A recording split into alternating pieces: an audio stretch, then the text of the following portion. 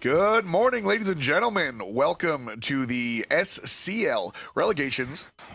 My name is Tom. Not relegations, open bracket. Open bracket. For the relegations. There you go. It all leads to relegation. Basically, we still have the same console league going on, but these teams will be battling it out. One thing to note, as we start off with European teams today, 5 weeks of open bracket.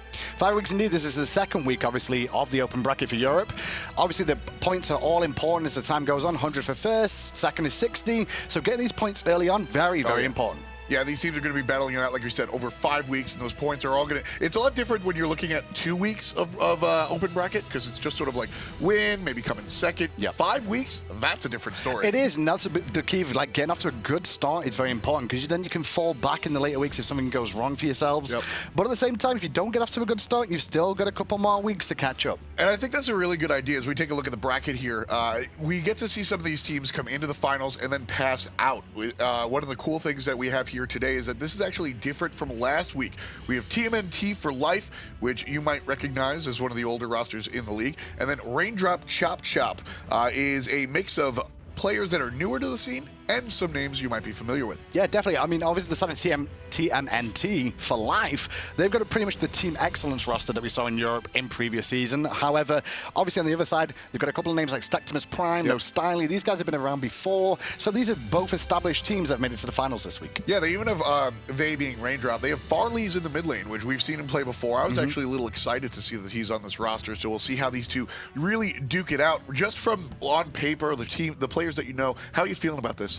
Realistically, I'd go TMNT on paper just because they've got more experience in the Pro League to an extent over the course of time. They should be in a good position overall, especially because we're still Season 3 right now. But here's the biggest thing. Yes, that is true. We're on the Season 3 on the console right now. But here's the biggest thing for me is that you're right. TMNT has the Pro League experience, but what about open bracket, long days, different world? Completely long days, different world is definitely the best way to describe this because obviously you normally just play your one set and get off air and that's basically all you have to do. But on these days, it's like 8 to 10 hour days of waiting for the games to finish to move on to the next round.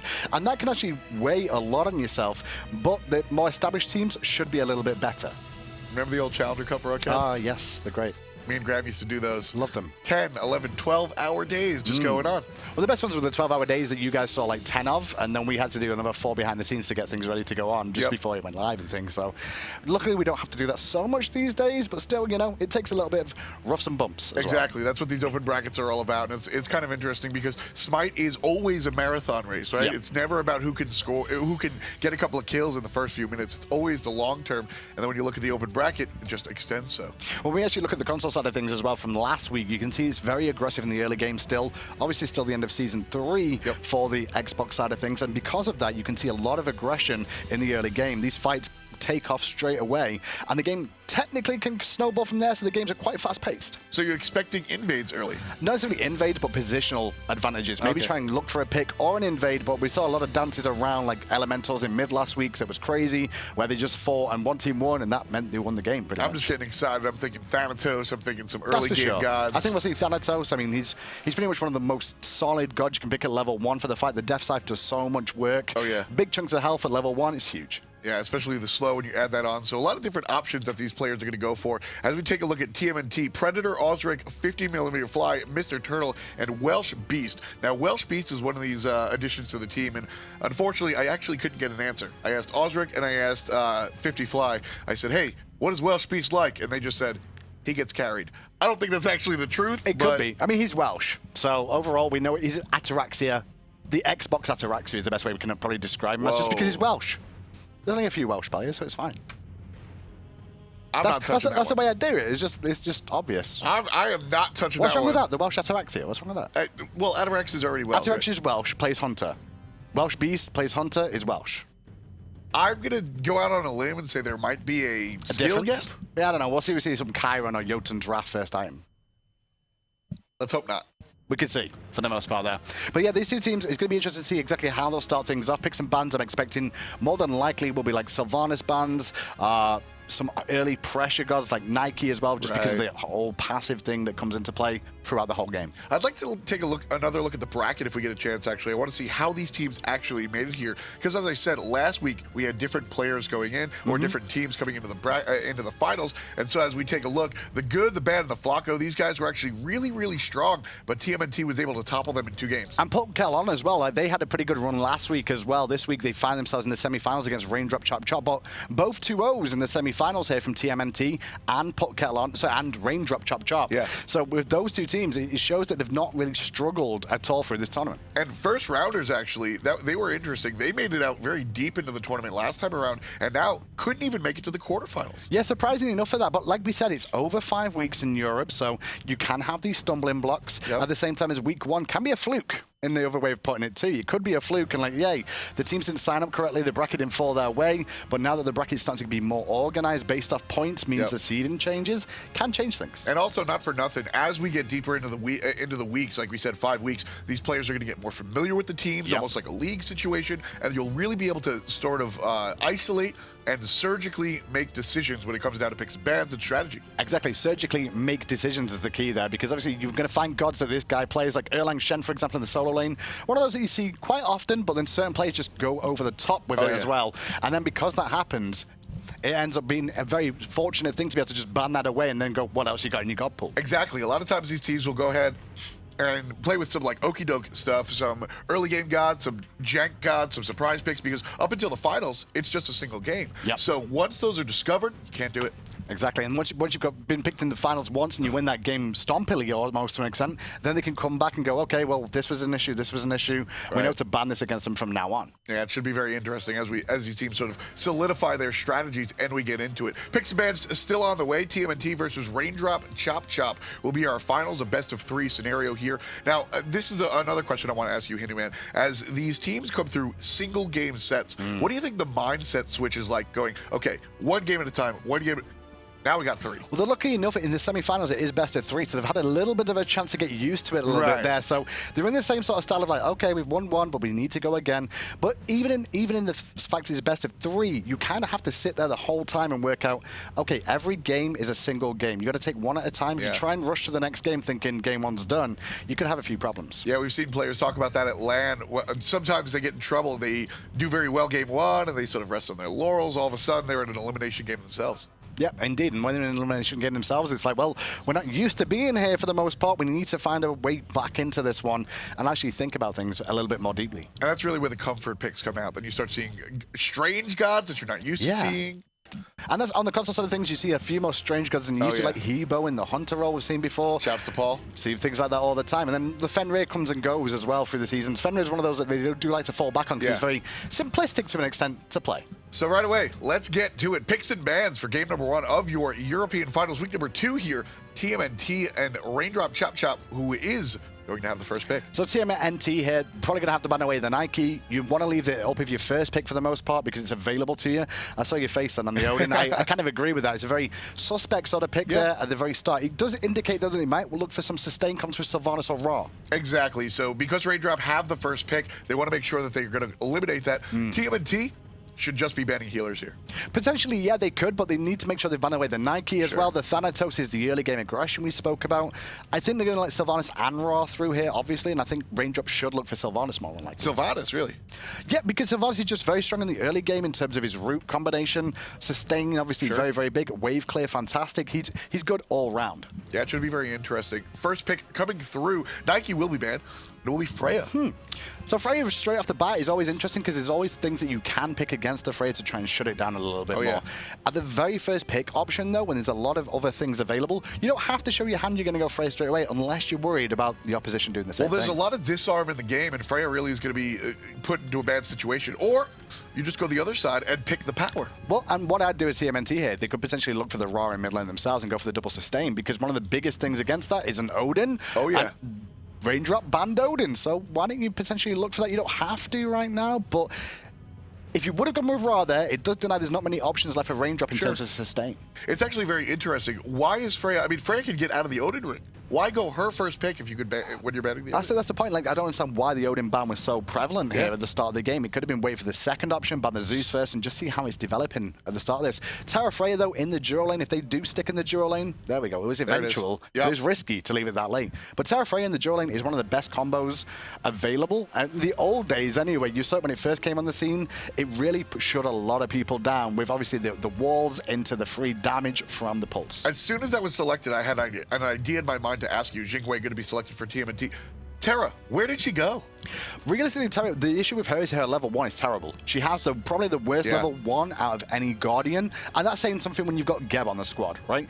What can she really do? She can throw down the Monolith, dash, or throw walls down. There's not many options there at all. Very true there. Wheelish going to be banned out. That's a good counter to Jigwei.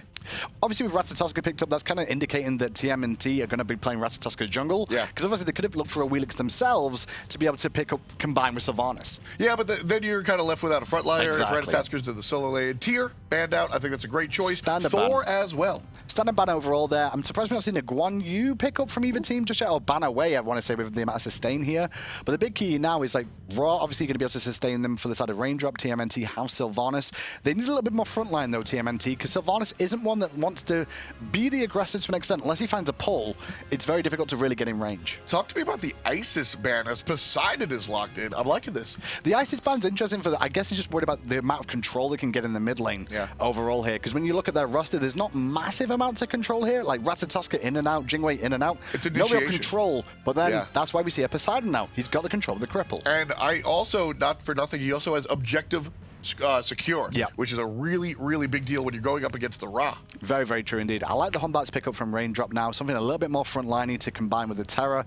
And Osiris for anti-heal as well is quite key here. But he's going to struggle a little bit against this Poseidon in terms of the whirlpools are going to really slow his mobility So down. Raindrop Chop Chop, I'm sorry to cut you off, but I'm so excited because we're not seeing the same early game picks here. Hoodbats has to wait till 5 pretty much. Realistically though, the level 1 fight isn't too bad with an Osiris. Osiris is one of the better level 1 fighters just because he can re-spam abilities over and over again. The chain cleave, very, very useful as well. Good auto-attack chain for that.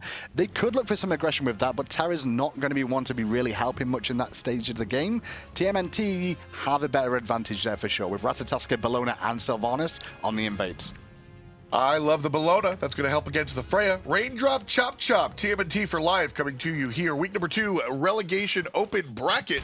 European Console League. And we'll see how this one starts, because right away we're going to see First Blood. By the looks of it, no, he'll dash away in time, but crazy fights from Raindrop. Oh, that's going to be trouble for Mr. Turtle. Here, one more shot will do it. The Osiris, the dive is good bad. level 1, but not good enough. I was going to say, the dive is bad there. I thought he's going to take one extra tower shot, and if I actually believe if TMNT recognized that, they could have picked up tier for free there on that right-hand side and found First Blood for themselves. Yeah, that would have been really troublesome as these teams get deeper into it, just because it's just so much. It brings so many issues when you die this early in the game. So very clean stuff. Well, not very clean, but there's zeros on the board, and that's what counts. Well, you mentioned about it can cause issues in the early game. It's mainly the gold because the minions haven't spawned just yet, so it's not too bad in terms of like losing experience. But the gold is very, very important. Getting a 500 gold lead, I'll take it. Oh, for sure. Right at the end of the game, it's basically like boots 1 straight away if you've not bought your boots yet. It can really be a power spike in the early stages. So here we see No Styling starting here in the mid lane, or at least by the mid lane, getting these Harpies up with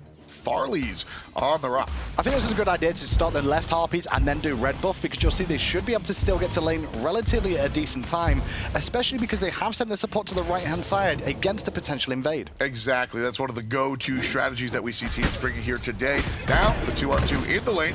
Nice little hit from Hoodbats and big poke out of TMNT. Really good work from the poke from TMNT there onto, once again, the Osiris, who did try and dive the tower a little bit earlier on to try and pick up that first kill. But this is all potions he's wasting here to resustain over and over again. And the Hog. Look at that. Wrath down as well. So that early secure on both sides is off the mark as they hit up their jungle camps. Love the call from Staximus Prime here on the Terror as well. Obviously, he's gone straight to mid lane after helping secure the jungle. Stay with Farleys here, continue to keep strong for the most part, but it's more to do with the curse that he's picked up here to make sure that slow will come into play. Not just the anti-heal, but the slow will allow them to set up for a lot of things. And you want that Frey to get the solo farm as well. Definitely want to push that ahead. Obviously, Jingwei is going to do the same, but Jingwei has the passive, almost a heads up on the Freya, so keeping her in this lane is a good look. And that duo lane as well, very interesting one for the grand scheme of things, because a lot of people, a lot of the pros overall, aren't sure which way that one falls. Some like Freya against the Jingwei, some like Jingwei against the Freya, because you can dash out of the banish as well. There's a few little counterplay options here for each of them. And those are some of my favorite matchups because when it comes down to it, it's just about the players at that point. Great pull in the mid lane there. Panthers in a bit of trouble. Not enough. Jump away. That's going to be good, but here are trouble for Osric. Big shot at Hood Bats, but still, he's got to heal. Just a bit of poke, and like you said, the heal. Both teams have the sustain available for them. Farlee's positioning of his heal going to be very key here. They're both trying to pressure to try and get some jungle control here. The problem is that when we talk about jungle control, there's nothing really on the map for them to take. So that's one of the smart choices about the Poseidon as well. Ra, one of the best clears in the game. Isis was banned by them as well. Keeping that in mind, Poseidon is going to match that the wave clearing prowess of this character. Now, even though we spoke about the curse in a positive light for Stactimus Prime here on the side of Raindrop, the problem is they don't have a shell to deal with the Poseidon, and that could cause them a lot of issues. Yeah, especially since they have no Sanctuary either, or Aegis, as we'll soon be calling it. Yeah, we just call it Aegis from now on. Let's go with it now. I got so used to Sank. Me too, but now it's Beads and Aegis again, so we're back at it one more time, finally, in the next season. Yeah, flip-flop, Raindrop. Here we are waiting for the Gremlins on the right side of the map. TMNT farming out, and everybody doing pretty well, honestly. Teams separated by 100. It's a tie game. We talked about the early aggression that could come out from TMNT with their lineup here with the Sylvanas, obviously, but this plays into Raindrop's plan for the most part. They don't lose an early kill on the invasions. They do their own jungle, and then you look at the fact that they've got double sustain on the team with a Terra, with Terra and Ra, and you've also got the hyper late game with Freya as well. This is exactly the pace that we want to see at a Raindrop right now, especially the fact, which is why I like the OP USB choice here for the Hood Bats. I think this is a great choice because you're going to be able to stall the game with that Fear No Evil. If you're looking for the counter ganks, all of a sudden the enemy can't do much. And also against, Osiris as well. Hang on that, hold that fort, TMNT in the sky. There's the big Kraken coming out, claims one, and there's the second. Started off with a bang, it's 2 kills for TMNT. And if you look at what they've actually got in terms of relics, imagine if Stactimus Prime had shell there, that could have been a different story, but now they're invading again. Osiris shows up by himself, 2-on-1, jumps over the wall, cute little play there. Unfortunate for him, because I think he did secure that buff at the end there, but he jumps away before he can manage to pick it up, so he needs to go back to get it, I suspect. Oh, maybe he didn't get it. My lies. My lies. Osiris right here, powerful enough to go ahead and take on 2 players. Level 6 so far. Jingwei, the highest in the game at level 7. And for the time being, all it is going to be down to farming. TMNT got off to the start that I was a little bit worried they didn't get off to. They needed to find a couple of early kills to try and escalate themselves. And the best thing is that 50-meter fly in the mid lane got a big-time Kraken off. There's no shell on the enemy team. It means you're going to result in kills. And it went to Ratatoska and Poseidon. 2 people you definitely want it on in the early game. So Poseidon's not an early game character, but he's one of the mages that can get started earlier than other ones. That Kraken really makes an impact around these Gold Fury fights in the mid game. He has a lot of situational times Poseidon. It's very strange because in the mid game he kind of falls off a little bit, but comes back very strong in the later stages. His early game up to level 5, very, very good, Poseidon. But then it kind of goes on a down tilt until around level 11, level 12, when he starts to come back into it slowly. And it also depends on the build. A lot of times we've seen these players go almost a utility build with the Gem of Isolation, which turns Whirlpool almost into hard CC. So you got to keep careful and keep an eye on how much power we're building into. Although look at that, he's starting to build into the helmet. A little bit worried about the amount of physical damage you're going to take this game. I'm a little bit worried by that because it's only Hood Bats and Osiris, but Osiris will be on his face 24/7. Ooh, hot beads. Was smart beads more than anything else. He knew that was going to connect, and he knew he was going for a wild ride, and he didn't want to go anywhere near that, especially knowing that Poseidon was lurking. Well, what I liked about that was as soon as the arm came out, he didn't beads. He waited to see the confirm hit on himself, didn't move, hit the beads. Perfect timing. It's one of the risky things, though, because sometimes you expect the supports to hit it, and sometimes it can look silly if you beads, and they miss it anyway. But with the root, and now into the sky goes once again Osric.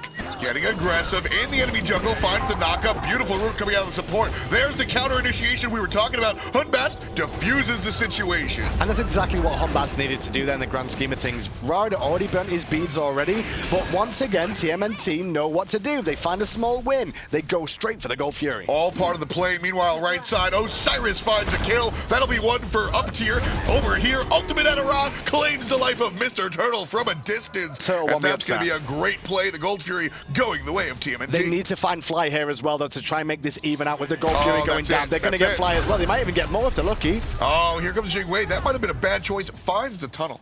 Finding the tunnel was the key there, knowing exactly where his escape route was, because it could have caused him a lot more problems there.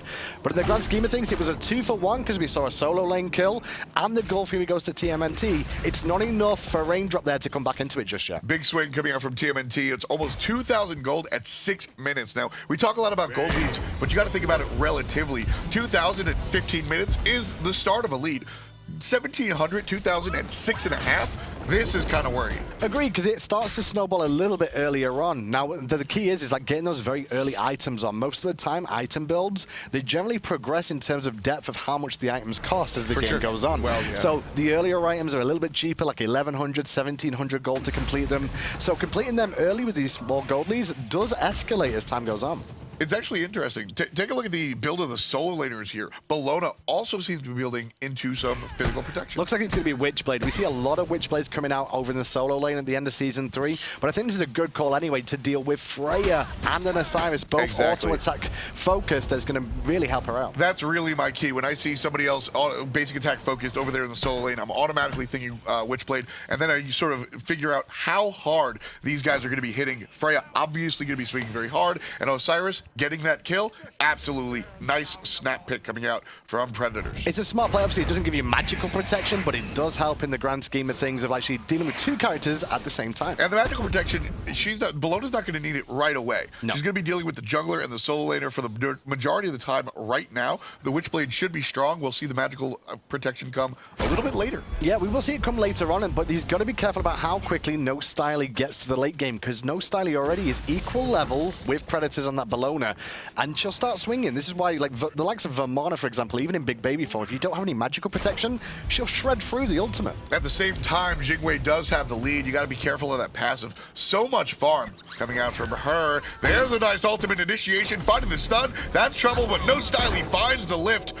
And not only that, you get the Terra's Wrath coming out there as well, just to give the global mobility if she needs it to get away there. Didn't use beads, didn't use ultimate. Nope. Sits there, absorbs the damage. All good stuff from No Styly just to weather the storm there. Cool-headed. Very tough on Freya to stay that cool. You know that you're in trouble. All you have is really the lift, and then you have to go for the ultimate. So being able to just keep calm, like you said, no beads, just find the banish. Very important. Other side of the map, Raindrop, Chop Chop, looking for the invade, but speed buff's not up for a long time. Not for a while, no, but they're very deep on this side of the jungle right now. The elementals are coming up, though, so this is actually giving position advantage by doing this to get to the elementals in a better spot ahead of their opposition. Yeah, this is sort of like the pre-fire giant it's dance. It's almost zone control is what they were trying to do there more than anything else, Left-hand side, though, we're going to see power spikes all game. Keep an eye on those. No Styly, we mentioned Freya a couple of times already, but Fatalis now online means that we're going to have to see the Welsh Beast sit back a little bit until he's got those Devourer's Gauntlets fully stacked now for the sustain.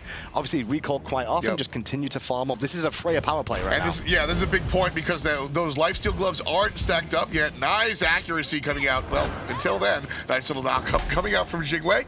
Answered with the lift. Good turnaround from Welsh Beast there in terms of the trade. Obviously, you've got to land those autos with the Pulse of Freya to make sure the Fatalis kicks you into a gear to allow you to juke away from the incoming autos yourself. That's why you win the trades more often than not. Why didn't Osric go for the gank? He was hanging out there looking for it, almost looking like he wanted to go for the ultimate. I think the worry was potentially that there was a rotation coming from Raindrop as well. They seem to have noticed that was going on. Even though Walker Ridge definitely dictated by TMNT on that left-hand side of the map now, whereas Raindrop very focused on the right. Yeah, there's 4 players on the right side of the map. Nothing is spawning. Here's a little fight in the jungle. Again, nothing. Bit of a messy fight there overall for the time being. I mean, you're trying to find a pick on a Honbats with a pull, but then Honbats is just going to leap away anyway, even if you do find that one, or just drop the Fear No Evil and walk away from it anyway. Well, that would be a win. Getting that Fear No Evil off of the board, definitely a big deal. Blue buff again. Nope, this one will be secured, but here's help from the mid lane. Down from the jungle as well. Hopped over by Osiris. Good timed ultimate there coming out from up tier as well, because what he did was he heard the Ratatoska ultimate landing. You did get a little bit of a pre-fire warning, like similar to Thor to an extent. Yeah. And if you can hear that just in time, you ult as you hear the sound cue, you can get away from it straight away. Not an easy thing to gank an Osiris when he's got his ultimate up, especially when you've got a Poseidon who's got to line up that Kraken. That's exactly the key. If that knockup happens, that is probably a dead Osiris. Very big play coming out there from the solo lane, who has 1 kill so far, still trailing against his opponent. The next Gold Fury is going to be very key for both teams, though. TMNT did the right thing at the right time. They found beads on Ra in mid lane, followed by another gank on Ra to push him back and force the Fear No Evil. Yep. Knowing those two things were down, they got a free Gold Fury from that. Obviously, they lost Sylvanas, but that's not too doom and gloom. So Gold Fury's up right now, and teams already starting to at least look towards it. TMNT still ahead by the pretty much pure Gold Fury that we saw before. Raindrop Chop Chop definitely wants to make the play for that. Yeah, Raindrop definitely need to try and keep an eye on it for the time being. They don't have to go for it themselves. Obviously, keeping Farleys around that area with that snipe, the Syrian Pain, so useful for securing these up against the Kraken. It's almost a 50-50 trade-off, as long as there's no hogs available. Now, there is 2 hogs, obviously, on the map, but Teleport is currently down at the moment for up tier, whereas Predators needs to go back to get his. So this could be, once again, a power play opportunity to go for TMNT. Exactly. You definitely want to keep an eye on those teleports. One of the bigger plays coming out of the solo laners. But still level 14. 2 levels for going the active. Yeah, I'm keeping an eye on Sylvanas right now as well. Mr. Turtle here, he's gone for some magical defense now. He went for Vanguard a little bit earlier on after his tumble at the Gold Fury, just get that extra sustain online, and just a little bit more survivability to an extent. But now he's probably going to have to go for the Pestilence. He's got to deal with a Roar and a Terror. Still no Curse on this team yet, I say that, but then Predators goes back and get him, so he's not got a Teleport. And that's going to be very interesting. Osiris really has to think about this play. Check this out. TMNT looking to make the play around the Gold Fury. Looking more for the fight, though, clearly. Problem is they're looking for the rotation from mid and not from the dual lane instead. They have to look down that corridor towards the red buff area to make sure they're not being spotted out pulling this, because you can see it from down there. And obviously the players know Terra's waiting around the corner. Gold Fury being attacked. 65% already. They don't know, apparently, but Ra's coming. Here he is, 50% on the Gold Fury, looking like TMNT. All of a sudden, Farley shows his face. Down the middle it goes, and that's going to be the Gold Fury going the way of TMNT despite Farley's best efforts. And that's because the Hog was well timed from Predators there just to secure that buff for his team, make sure they get the global gold to themselves. Raindrop didn't want to fight that. They just sat back, it seems. I can understand it, though. Their game plan seems to be, let's farm up, get to 25 minutes, group as a team, then we'll cause them a lot of problems. Yeah, the issue is TMNT know that. Yeah, they're looking for the later game, which is why they have the Hun Bats. And, you know, I respected the play because you saw Terra was looking at the HP, probably communicating it down to the percent to the mid laner, so Rock could at least make the attempt. 2-on-2 in the solo lane. Ratatasker going to the mid. That's a different story. Farley's in trouble here. Not going to steal anything this time around. And in fact, he's going to deal damage back to Osric. Gets out of there. Good win from Farley's there with the Aegis, but now the rotation comes in from Raindrop. In goes up tier, looking to the cleanup crew and Osric, but he can't hit the ability. That was a great Sanctuary coming out, and that's going to be a safe run to Tasker. To the skies goes the Valkyrie, and nobody dies just yet. The dive, though, is bad. Still there, going for it. Rally here, there's Bologna. And now in trouble, Stactimus Prime's going to get picked up. Big Fear No Evil coming out, though, from Humbats to slow them down once more. However, Welsh Beast will still pick up Stactimus Prime. No Styly still wants to claim the life. Check out the chase in the jungle as well. Hunbats is safe, Bologna gives up, but up tier coming around the corner will be surprised. Or they'll walk past each other. Bologna versus Osiris, though. Like, neither of them, they're going to look each other and go, okay, yeah, we can't kill each other. Let's just walk past each other and continue doing what we're going to do. They want to go to the back line for the most part. Banish was good to slow them down, but it's not going to be enough to stop the buff. Yeah, No Styly thought he was by himself, didn't realize the rat was there. Went for the lift to reset, I think that was the idea. And then as soon as Ratatasker showed up, sorry. But a messy fight overall in the grand scheme of things. Obviously, TMNT get a free Gold Fury. Then they have a fight in the mid lane when all alternates are available. Could have been cleaned up from either team very well. Now No Styly. 2-on-1. He's in trouble. That's just not going to happen. Sanctuary saves him for the moment, but that's a different story. Here comes some from the mid lane. Ra, there's a turnaround. 2 for the monkey. 5 in total for his team. And he just allows them to turn this once again. Styly's doing great work of just surviving in this lane more often than not, and the rotations are coming. This is exactly the play that Raindrop Chop Chop needs. Let's take a look at the graphs real quick. I want to show you how much that this is cut in half. It's cut in half the lead, essentially, from about 4,000 to 2,400. This is, Raindrop needs to make sure that they stay in that 2,000 to 3,000 gold range. No Styly in a little bit of trouble. He'll play it safe. He'll play it dangerous. He has to fight. He's got no other way out other than to box him down with the archers. In comes Terra's Wrath, and the ultimate was available, but there's an Aegis. And that's going to be a safe. Poseidon drops the pool under his feet. No good. But there's the rest of Raindrop Chop Chop. Dive, dive, dive. It's the king of the underworld, the water, excuse me. And he's going to go down for the count. 6-3, Raindrop. credit to Sectimus Prime. They're using the abilities of Terra so well. Drops the walls, dashes through them, drops the monolith, uses a second dash because he hit a wall to root him in place to allow them to clean up that kill. A little bit risky on the dive there, but they were a tank going in, taking aggro, so it's not all doom and gloom. Yeah, I mean, it was 3-on-1 there, Hindu. I think that was a little bit dangerous, but certainly risk versus reward. Really surprised by TMNT here, looking at the Hot Ward Amulet on the right-hand side, because Hot Ward Amulet, instead of a Pestilence, is something that they shouldn't really be doing. Just double healers, not having a Pestilence at this stage on your support, and no curse on him. At the moment, it's all on Bellona. Bellona's got a lot of stuff that she's going to have to take care of, making sure they can't sustain back up. Yeah, it's going to be all her. She's the Swiss Army knife, essentially, the solo laner here. There's the curse, pulls off the mark. 2 players surrounding Sylvanas, forces the ultimate. Ratatasker in the sky, looking for the initiation. Not the mid lane, trying to decide. Not going to go for the team fight. Finds the back line. Nobody is on target. Don't know why they're trying to force this, TMNT. They get out of a bad situation, but both teams looking to commit. Now Lord of the Afterlife down means Eagles rallies there. And there's the second jump. He's going to be hit by the Kraken. Taken down up tier. Still the follow-up damage coming out on the other side. He's going to be in trouble. Here comes Farley's looking for safety underneath the tower. He'll be fine, but the rest of the teammates still fighting in the jungle. Yeah, still going at it overall, but if you look at it, it's only 1 member down, and that was up tier at the start of that engagement for all intents and purposes, and now it's just going to wear off for the time being. It's a crazy fight over nothing, because even if you win that fight, what do you really get? Exactly. You know me, always looking for the objective after the fact. Tier 1 tower is the only thing you could really get for that in the mid lane, potentially, with that fight, which is a big point of contention to get that first tower. Well, the Gold Fury is going to be up in a matter of moments. You're looking at about half a minute before the Gold Fury comes up, and that it's interesting. Gold Fury hasn't exactly been a huge focal point of our games lately, but this game, completely different. It should be for this time as well, because both teams know what was burnt in there, or they should do by listening and talking to each other about, I saw beads were down on this guy, I saw Kraken was used. All these ultimates are not going to be available for the next Gold Fury, at least for a minute or two, which means there is a window of opportunity for the team that recognizes what they've got available. And TMNT realize that they're on even footing as you see the teleport down on Osiris. Bellona has to know that was down as he comes back into the lane. So TMNT are going to be playing around the fact that Bellona doesn't have teleport. As soon as Osiris uses his, it's all even. No one's got a monumental lead yet in this game, and the big key here is look at the net worth of the 2 carries in the duo lane here. Obviously, Jingwei and Freya. Oh, here's the counter attack. There's aggression on the middle lane. No Kraken, but there's the ultimate of Ra. Still looking for more. There's the Kraken. 50-meter fly gets the kill. And now Prime's in trouble too, looking to run away as still the beatdown goes on from Bellona. Bludgeon good, but on the backside of Cyrus. Yeah, they're still fighting coming in. The rotation from Freya proves fruitful for the moment. Alive for now. Takes to the sky. Oh, she's toast, Hindu. She's definitely going to fall down. The Aegis will buy her a second, but not enough of one. The Whirlpool was just going to zone them away once more. Lord of the Afterlife used to escape, but they're still collapsing. Bellona really wants to kill on her lane opponent, but it's not going to happen. Farley's punishes TMNT as they go way too deep. Kill for the mid lane on the jungle. Still in trouble. Gets out of there just barely. Terra heals on the Ra, and that'll be enough, but Tier 1 tower goes down. And that works out well for TMNT for life for the most part. Once again, though, we saw Shell on the side of Sectimus Prime. He had it this time. Didn't use it on the Kraken. Used it on the Kraken. He could have turned that fight around one more time. I think the idea was that it was just too much damage for even Shell to mitigate, so just decided to save it until next time.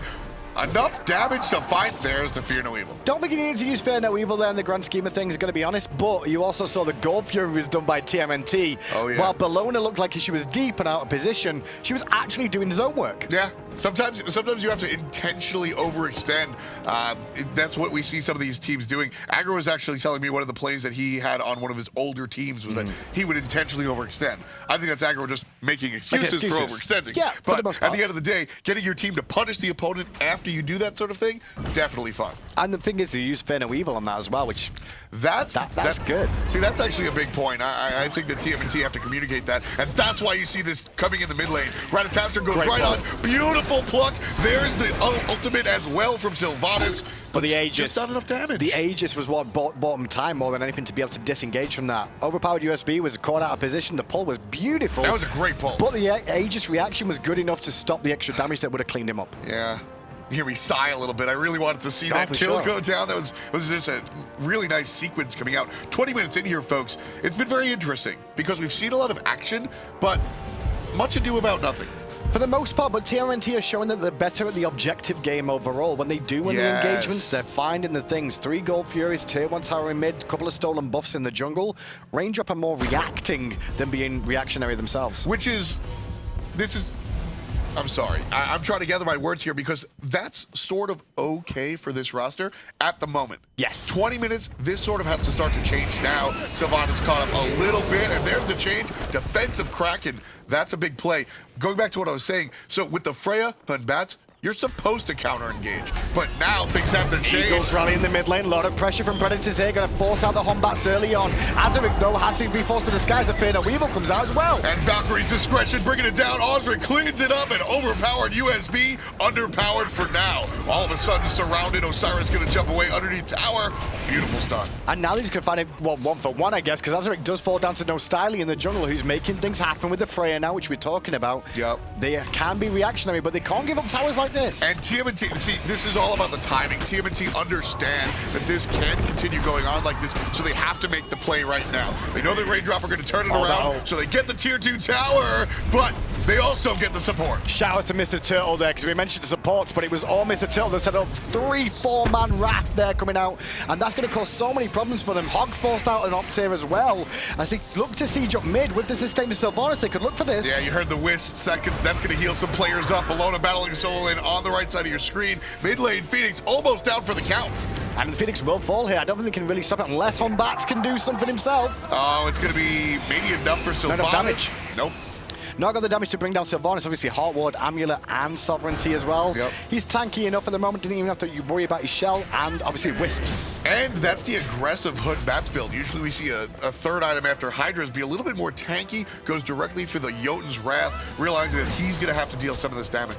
An awkward position for Raindrop now, because we keep talking about how the fights are going back and forth for the most part. There's no one really cleaning up that in terms of kills. It's 9-8 on the score, which kind of shows your Raindrop are winning the kill battle, but it's the objectives once again. Tier 1 tower, tier 2 tower, Gold Furies, all the way of TMNT. Well, also, I mentioned that this team is supposed to be behind 2,000 or 3,000 gold, not 7,000 gold. And now that the 22-minute mark is here, this is when you want to see the paradigm shift, and it's just not going to happen.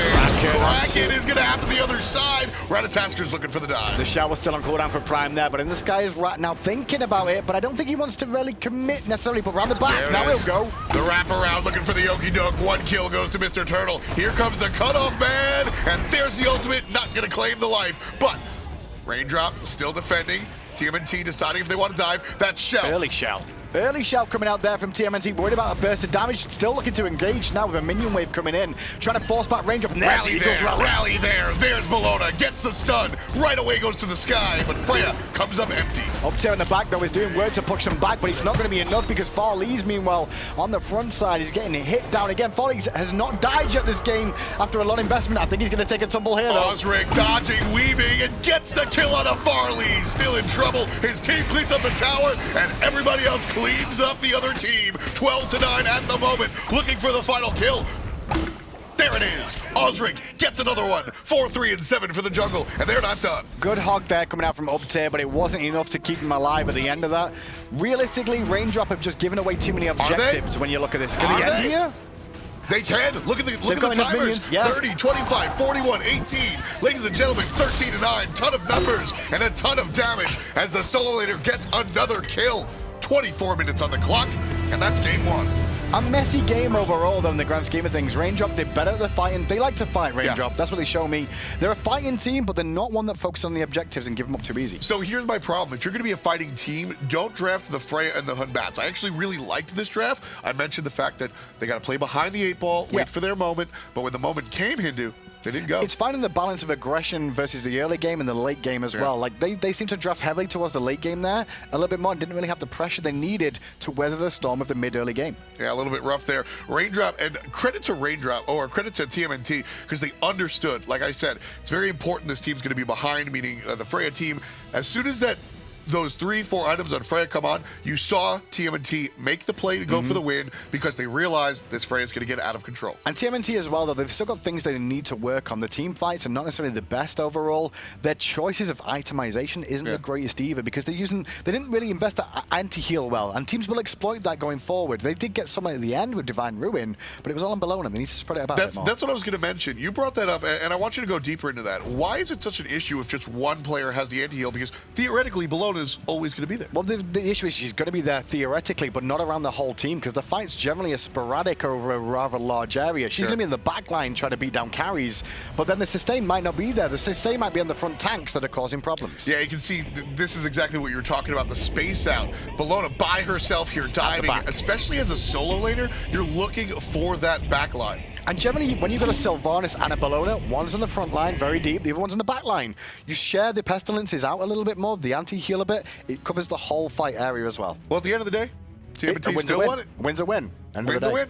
But they've still got things to work on. That's the big key there for them. If they want to keep marching forward, they've got to keep working. And especially since this is a best of 3, that's what we were talking about earlier. So TMNT, not that great at dealing with the anti-heal, so Raindrop should stick to this situation. We'll get into picks and bans in just a moment. Yep. Do you expect Raindrop to stick to the healers? They need to adjust a little bit more. If they want to go for the double sustain, that's fine. Yep. But they need to find something a little bit more early game focus potentially, or just ward up a little bit more around that Gold Fury. Don't give them away for free. Realize that, if you use beads, the first Gold Fury came from a use of beads into a Fear No Evil engagement, a Fear No Evil disengage to keep them alive, which set them up for a free Gold Fury. Do you want to see more help on the objective secure from the jungler? It doesn't have to be help, it's just like control. Control is the key. It's not necessarily like actual kill secure of the Gold Fury. Just keep them away from it earlier on. Wall coverage, better rotations, better recognition of where the enemy squad is and what abilities you're using in the fights. Yeah, it brings up the play when Bologna is down by the back Harpy, separating it. Oh, they got gold. Yep. So no more surprises. That's what we want. Bring us the picks and bans as we get them. Relegation is week number 2 of European Console League. And one more time, this is a 5-week excursion. So they ban away the Odin again this time round, Raindrop. I still don't feel it. If we go for the same sort of picks and bans here, I'm not sure why the Odin ban's so focal here. Odin is very good in the early stages of the game, granted. Later on in the game, all he is a walking ring. Yep. Like that, in the grand scheme of things, he's a walking ring that can tank damage. Yeah, I mean, the Gungear's Mind is going to offer a little bit of control, but not really. You normally see him in the support role, if anything else. Now and again in the solo lane, but his matchups in solo are very dependent. You ban him early means that you're expecting them to draft it early, I guess, or you want to draft actual sustain early instead. Well, as we said, this is week number 2. Raindrop, Drop Chop, and TMNT for life might actually know some of the players' mentalities as far as their picks are concerned. There's that first pick, Sylvanas. Well, I feel it should have been game 1. I agree. They set themselves up for this in game 1, but they wanted Freya instead, worried about TMNT taking it. That's what they're going to do now. But I still think this is a better choice of Raindrop to realize that situation. They could have, instead of banning Odin, why not ban Freya if you're so worried? Exactly, because Freya, what it comes down to is Sylvanas is going to be a good... Freya comes down to the power of the player. Yeah. Right? If you're really not... And sure, you can say that about any god, but with gods like Freya, it's just amplified. If you're not going to be top of the class, you're going to be last. Indeed, and it's going to allow TMNT to potentially... late game, they're going to have the hyper carry available. A lot of the response from Wheelix here, we saw this earlier on from the other team when they took Sylvanas. They banned the Wheelix, worried about it. The combo of Sylvanas and Wheelix together, very, very strong. I mean, a Wheelix can certainly do it by herself. I want to see what this third pick is going to be, because I want to see if they're going to set up the game for a Wheelish, mid, or if a Wheelish is going to set up the game for Ra. Certainly going to be the choice. And that's the big key there, is making sure the setup works out well. You've got Sylvanas all into potential Gravity Surge, into the Searing Pain, or you've got a Feather Step which roots and keeps them in place to allow Ra just to get the damage through. Well, I actually really liked Farley's on the Ra. I liked his attempt at the steal, didn't work out, but just having that mindset. Farley's played very well that game. He got a lot of focus onto him, but he didn't die until the later stages of the game. That he showed that even though they were investing a lot into Ra, him surviving worked out well. Terra again. You have to take some sustain. That's the key here. Sure. Got to take some. If Sylvanas and Ra are taken against you, what if you got options? You got Guan and Terra. That's it. But we know the Console League loves Chang'e. North American Console League loves Chang'e. But it depends on what you've got in your squad. Like Chang'e in the early game, she can be a little bit more damaging than a lot of people expect her to be. But a level 1 through 3 is where she kind of struggles a little bit in terms of wave clear early on. Especially with the Ra, like we said, the Poseidon was the pick to answer the wave clear. You're going to want to see heavy pressure in that mid lane.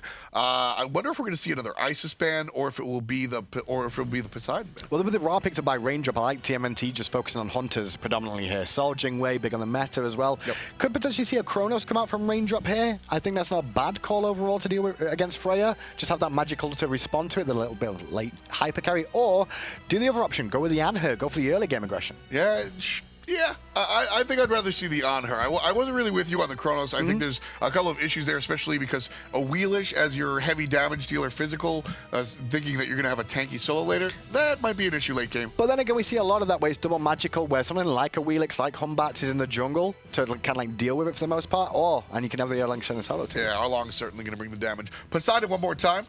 I know a lot. Poseidon is one of these picks. There you go. Poseidon is one of these picks that a lot of mid laners just really want to play Poseidon. Yep. He's generally always playable, but not top of the class. Agreed for the most part. But the big thing with the Poseidon here is I'm surprised Raindrop let that go through. They banned Isis over it. 50-meter Fly had a fantastic game on that Poseidon there. The Krakens were always on point. They always cause problems overall. And that just means that they're going to have to deal with it again against a squad that Raindrop have drafted here that relies on not being crippled to get in and out of fights. Here's one of the problems. Now, the cripple is an interesting point, but the Isis ultimate does what the Kraken does. If we see how TMNT siege, yeah, the effect of the Isis ultimate and the Kraken will be pretty similar in that regard. So that's why I think you see the Isis ban and they opt to pick up the Poseidon for the second time. We'll get to game number 2. This is the best of 3 series. Raindrop, chop, down 1-0. Raindrop have such a good level 1 fight here with an Erlang Shen, with Sylvanas as well, Chronos damage coming out in a Wheelix. They could set up a lot here, Raindrop, and TMNT have to respect this. That's why there's 4 players on this side of the map right now. 4 players just to look, and then you're going to see the split up, but there'll still be 3 players strong here. And keep an eye on that Terra, actually. Something tells me, though, that we may see Raindrop go very aggressive in the early game because of the sprint pickup by Stactimus Prime here. If he's going to go sprint, he's looking for aggression with this more often than not. There's no reason to really go the sprint over the shell at the start of this game, which we saw was an issue for Raindrop last game when the Krakens kept coming out and we didn't have the shell available. But the sprint can actually do a very similar thing by helping him to avoid the Kraken. Sprint also helps in the lane against the Freya. Some of the other items like shell and stuff, Freya's just going to melt you anyway, so just literally running away from her plus the accelerate, that's really going to help out the Chronos. They could look for pressure onto Terra in the early game as well, because when she does the double dash with the monolith, once the dash is down, she's got no form of escape whatsoever. If you hit the sprint at that point, you can run her down like a dog. That's actually a really good point, Hindu. Here's the invade coming out right-hand side. Raindrop, chop, looking for the speed. It's already down. Already down, the sprint wasn't popped just yet. Pin in place, going to force the beads, but Azuri just walks away, happy that he's got his speed and he's not going to die. The wraparound from Stactimus was a bad idea then. Be with the team, pop the sprint early, you delay too much and you lose the buff that you were looking to steal away. Blue buff goes down anyway to Raindrop, chop. TMNT. But this is a win for TMNT. Why? Because they split that 2-man. These guys are splitting 3, which overall means that TMNT are in an experienced lead already. And looking Predators, he knows that he's not going to die to this Wheelish Sylvanas combo early, goes out and finds some early game poke. And here's the counter invade coming out from TMNT. Speed buff going to go down for the count. They recognize they were doing blue, so what happens is Terra rotates to mid lane, pushes out the wave. Raw can't do anything on his own in the mid lane, so hey, what does it take their speed in response? If Raw's level 5, completely different story. That's why you make that play right around here. Mid lane, Harpy is going to be contested over. The big key here is, once again, Raindrop is showing that they are not good at actual objective control. They're good at fighting. They want to fight. So Raindrop actually gets one of those mid Harpies. You can see the little charred effects. That's going to be what happens when Ra kills the minion. So 1 for 1. But look at the jungler and support on the side of Raindrop right now. Both still level 1. Ooh. Bad situation when you're a position there. Level 3s on 2 of them and a level 2. You're massively down already in the early game, and this causes so many problems. Yeah, that might be the issue. Only the route available for Sylvanas. He's still going to be able to walk in and hang out in the lane. Just not enough damage yet with Mr. Turtle, only having really little setup. He's not got any damage on that kit, so he relies on more. But it is allowing for TMNT just to get off to a very good early start for themselves. And there's going to be the level 2 for Sylvanas, so you see the heal coming out.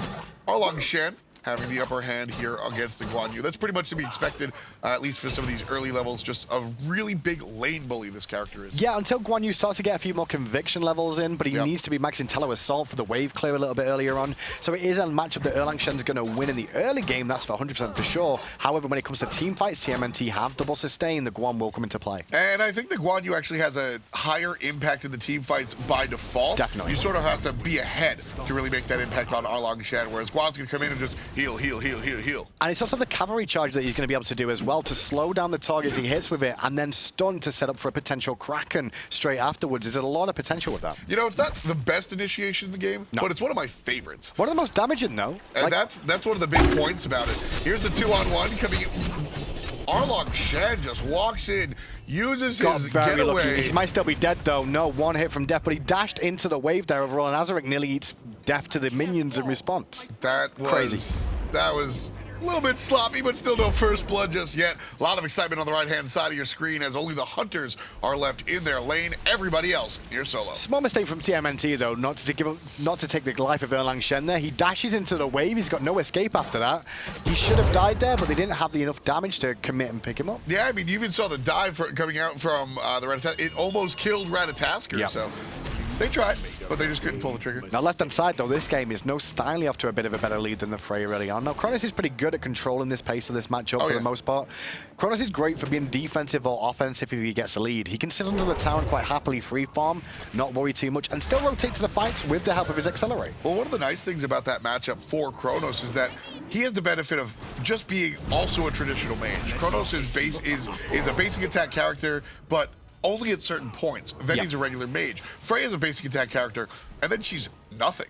Just a basic attack character in the grand scheme of things. Kronos has basic attacks and then two abilities that both deal damage as well that don't combine up each other. But right now, Uptier is going to fall here for free. Yeah, it's the 1-on-2. Quickly turns into the 1-on-3, just in the wrong hood. That'll be first blood. First kill going to TMNT. Kraken helps out Osric. There's going to be the second kill for the juggler. A quick start for the quick rat. A great way from Predators here. He's zoning them away again, just applying pressure. It doesn't matter if he dies. Realistically, he won't want to, but he does allow his team to get the speed as well. And he knows that Terra's there, providing the root, providing the CC, and the juggler provides the damage. Osric with 3 kills with 4 on the clock. So overall, when you look at what happened with Raindrop there, they all start with beads again, which against this squad, I'm not too worried about the beads. I'm more worried about having an Aegis to deal with the Kraken damage. That's where the only burst really comes from this team. The rest of it at the moment is sustained damage from the likes of, you know, the poke damage coming out from Ratatasker. But it's really important to have those Kraken. Now that you mentioned that, that is absolutely. So what a lot of players do at the beginning of the game, you press tab, you look at the enemy, and you go, do I need beads or Aegis? Now you're going to think about some of the other options later on, but you want to know your defensive option. Exactly. And so as you look at it, Hindu, I mean, just to analyze it, there's not a lot of hard CC. What hard CC is Ratatasker Acorns into a stun. Cripple from Whirlpool isn't a hard CC, but it's a soft CC that's very painful to deal with. And then on top of that, it's Terror Walls. Like, there's the only CCs you really got to deal with, and if you can't weather the storm of those, then you're not going to be able to do anything against a Kraken that's going to hit your face after that anyway. Is beads really going to keep you alive against the Kraken when in that situation? Not really. Yeah, exactly. Poseidon is the... There are some characters that you... All right, I got to think about it. Poseidon is the Aegis spell. Ring, ring, ring by Aegis. And what you generally do with that is when you play a Poseidon, you normally drop something like Hunbats, right? With a Poseidon, because then it's like, oh gosh, do I deal with the Fear No Evil by getting beads, or do I deal with the Kraken by buying Aegis? And most times people do, you know, predominantly go with the beads option, which allows Poseidon to be in a better spot. But right now, there's not a lot of CC on TMNT. Well, the CC is going to come out, and well, death is the best CC. Up tier sends Predators back to base the hard way. So that'll be a kill for the solo. That was a crazy little fight there in the solo lane. If you don't know what happened there, Predators was calling for a gank. He had Azaric on the way in, but Azaric didn't know, and neither did Predators, that up tier was also getting supported by overpowered USB on the Awilix. Awilix turns up, slows down Rat getting to the sky, means that he dies for free and looks like an idiot. That's basically what happens. You can't help it. It's a shot call that happens to all of us. You don't see it in the grand scheme of things, but I know that's what happened on comms. Yeah, I mean, you know, when it comes down to it, hindsight's 20/20, and they're going to look at the VOD and go, well, maybe not next time. I mean, they'll look at that and go, yeah, we know what happened there. You know, I called for the gank, but I couldn't get to the air because we didn't know Wheelix was there too. Yeah, you can't really plan for that. So looks can be deceiving. The problem is right now, though, is once again, TMNT getting up to the same sort of start they did last game. The only difference is, like I mentioned, objective control was definitely in their favor as time went on. And they're starting to do that again in terms of controlling the jungle. It's always a 2v1 on this side of the map. Arlong Shen gets the heal, or starts the heal, but doesn't actually get it. Predators gets another kill. Surprised if we don't see Raindrop there. Just go to the Gold Fury side of things. They could have looked for pressure on the Gold Fury. Instead, they contest the Elementals, especially knowing the jungler's on the right. Could have looked for it. That's what I'm asking. That's textbook SMITE. Here comes a nice little play coming out from TMNT, looking for the scissor. They came from both sides, but a stronger retreat from Raindrop. Gets them safely under the tower. More importantly, on Ra's heel. It's a retreat though, but they lose a speed buff again on the right-hand side. This is TMNT timing these engagements well to make sure they find something off the back of it as well. You force Raindrop back, you invade the jungle and pick something up on the exit. Yeah, last time we were applauding the timing of TMNT with respect to the gods and the characters as they sort of get their wheels under them. TMNT now using timing to their advantage in the jungle. Take a look at that. Take a look at that lead right now. Leech will take a look at it after this, after they amplify it with a kill of the mid laner. Mr. Turtle picks it up off of damage from the mid lane. 2,200 gold lead. And that's just Raindrop walking forward, trying to clear a wave, and TMNT's like, I've got ults up. Should we just go for a play? Yeah, let's see if we can hit someone. Oh, cool. Sylvanas. Oh, Kraken dead. Done. So no shell again. So one of the downsides is that they didn't make the play for the Gold Fury. They had 2 kills and no play coming out from TMNT. That would have been a nice little bonus on top of it, but I think they were afraid of Farley's able to steal it. Now, we mentioned the Gold Fury a little bit early on that we could have seen Raindrop go for, but TMNT recognized that could have been an issue, and they've had it heavily warded the whole time. And no response again from Raindrop in time to contest the Gold Fury, so continuing the same trend we've seen so far. So right there, I mean, Raindrop could have been a little bit more. That's just TMNT. They killed it too fast. Raindrop just can't get there unless they're already present. He could be dead here. Yeah, it's going to be ultimate onto Arlong Shan. He walked again a little bit too aggressive. There's help from the other side. Not going to be enough. Ultimate out of the mid lane. Will find, but there's the root. A little bit too deep there. Predators just ends up overextending a little bit, thinking he was not going to get a rotation or anything like that. And instead, the boys have to fall back. Still low on mana and use some of their abilities. Mr. Turtle with the crazy back. I'm not going to call it a lazy back. He knew where the enemy was. Yeah, he just got lucky as well for the grand scheme of things. It works out well. I want to see him take this tier 1 tower on the right-hand side. I'm surprised that we saw a Wheelix go back towards the mid lane as well as Raw. They could have all grouped up on the right, taking a tier 1 tower on the right to punish the fact that Predators was dead. Yeah, just a couple of things. Keep in mind that these are the players that are trying to get into the SPL, so they do have some things to learn, but how do you feel about the cores of these 2 squads so far? Cores seem pretty good in terms of picks and bans. They seem to understand what their game plans are going to be for the most part. They understand the level 1s, but its execution is always the issue. For me, as long as you understand what the game plan is, and no styling, your game plan is to get laughed at by a Freya. Welsh Beast, proving his name correct, finds a solo kill against his opponent. I mean, I don't know exactly what happened there, but I'm looking at I'm looking at no styling, and he's got both relics up. So I don't know exactly what went wrong there, but it was all doom and gloom on the side of Raindrop, and they might be losing heart because of how this game's going here. Yeah, it's going to be a little bit troublesome. Now you have to sort of come into the fact that these players were playing all day, and they do have some, what's the word, tilt? Not necessarily tilt, just like drainage, I guess is one of the things you can say. Like this drained up. That's going to drain the life out of the support. Osric gets the kill off the damage from the mid lane. Kraken, and one more falls. 4-0-2 for the jungle rat. I don't want to keep coming back to the shell, but I really feel against the Kraken, and they let Poseidon go through. They should have recognized the problem was the Krakens, because it really was. But he's still enough for a kill here and up tier, but now Azric's there to clean it up. Oh, the tag team. I love that. Guan, you got up, down, and walked away, knowing, trusting his teammate was going to come in here. Not hanging around for no reason whatsoever. And Nazar just walks in the jungle, picks up 1. They're looking to steal away the speed as well. TMNT are just running away now. He's getting to about 4K gold lead at 10 minutes. That's pretty big. Yeah, this is when the ball starts rolling downhill, folks. TMNT certainly started off the snowball early, like Kidu said, just shy of 4,000. There's a few things that TMNT are showing me that I really like, though. They pressure the right-hand side instead of the speed buff that they've been going for time and time again. You saw Raindrop were grouped to the speed there, apart from on the right-hand side, up tier was left alone. They pressure up tier, which creates an extra man to join the fight for the speed. And then they still get that as well. Creating their own power play. Just making it happen, really like that.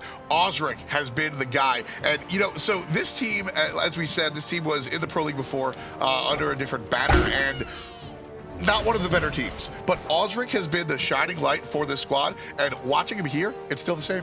He's doing great work on Ratatoska, which he's had both games, I believe, right? He's just done the same thing over and over again. Look for this. Was it the other way around? I believe he was on the Rat last game as well. Maybe I'm wrong on that one. I'll get that confirmed afterwards. But still, he's had a fantastic game in terms of his initiations here. He's been looking, he's clearly been shot calling for his team in terms of where he's going to be, what we want to do. You even saw that with Predators as well in the solo lane too, where Predators was going aggressive, knowing he was low in health, expecting his jungler to turn up. Yeah, with the second game in a row of the Ratatasker, as you said, it's just really going to be strong. That's another thing. I really want to bring into play how much of a different dynamic the open bracket system is from the traditional Pro League.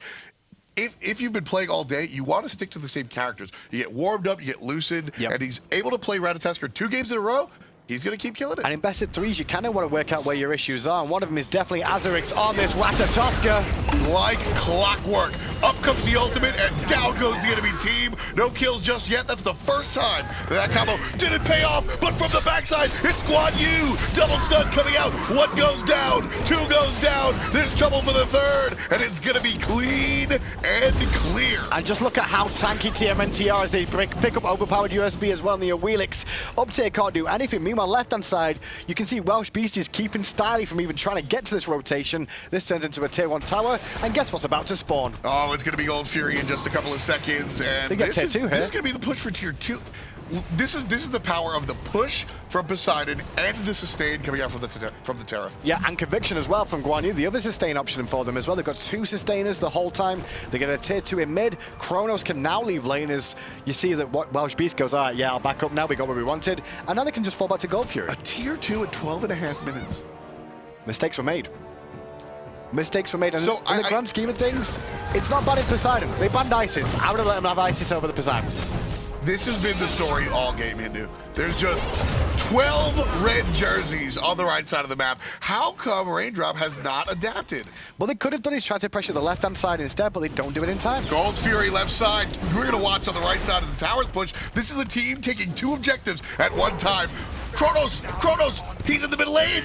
He doesn't know where to go. He's pushed out mid lane, but still, they're just keeping him busy here. Notice how they all retreat the moment the Gold Fury goes down. They don't have to hang here for the tier 2. Just pick up the Gold Fury and go, okay, cool, we can dip, and maybe even find a speed on exit. Bad luck 13 on the clock. Bad luck for Raindrop as TMNT take the game. 13 minutes, that's going to be it. Quick set coming out. TMNT, you know, when it comes down to it, in a best of 3, I don't know if I like the F6 there. I don't think it was the right time to do it. They were definitely at a really bad deficit there. They lost a tier 2, they lost the Gold Furies twice, they were losing fights everywhere. But just like, get your composure for a second and realize there is still ways back in. We've got a Kronos. 10,000 gold down at 10,000 gold down at 13 minutes. Yeah, you're pushing it. You're pushing it, but this is relegation for the Pro League, not ranked. And Exactly. I think that's the mentality that looking at these younger teams, these fresher teams, that's the mentality that you got to shake. That ranked mindset, that, oh, doom and gloom, as you like to say. Nah, there's got to be sunshine somewhere. I mean, it's the acceptance of 60 points instead of just continuing to try for the 100 overall. That could come back to haunt them in the grand scheme of things if they look back at the end of the season and go, maybe we tried to play that one out and we could have gone a different way, but it was a big deficit, to be fair. I'm going to play Angel's Advocate. Because you're the devil. Angel's Advocate. Yeah, you're the devil. I'm always the devil. I'm going to play the other side. I actually think that this, stepping back from it, thinking about the point system, I wasn't really thinking that when I lamented the F6. Just accepting that 60 points might be beneficial because they're not going to get so tilted, and they'll come in next week. We'll take a look at the standings here, how those points match up in our week number 2. And right there, Backstab, they were the winners last week. TMNT, they're the winners this week. And look at that. That's what it is. Raindrop Chop Chop knew the 40 points that they had last week would combine with the 60. And even if they lose this set, all tied up. But if they won that set overall, they'd be top of the shop right now with no one even touching them for the time being, going into the extra weeks. That's the way you got to look at it too. It is over 5 weeks though. We said like, got only 2 weeks in, we've got all these teams at 100 points. We've got another 3 weeks of play. That's going to be crazy. It's a marathon, not a sprint. Don't blow all of your mental fortitude in just one tournament. I think that was the mindset. They don't want to get too mad at each other so that somebody leaves before next week. No, for sure. And what they need to do though is look at the tapes of themselves playing today and realize where the mistakes were in the grand scheme of things. Especially against Poseidon. The big keys for me, you buy a Shell or you buy Aegis. Pick one, not neither. Absolutely. Well, that's going to do it for Europe. Coming up next, North America.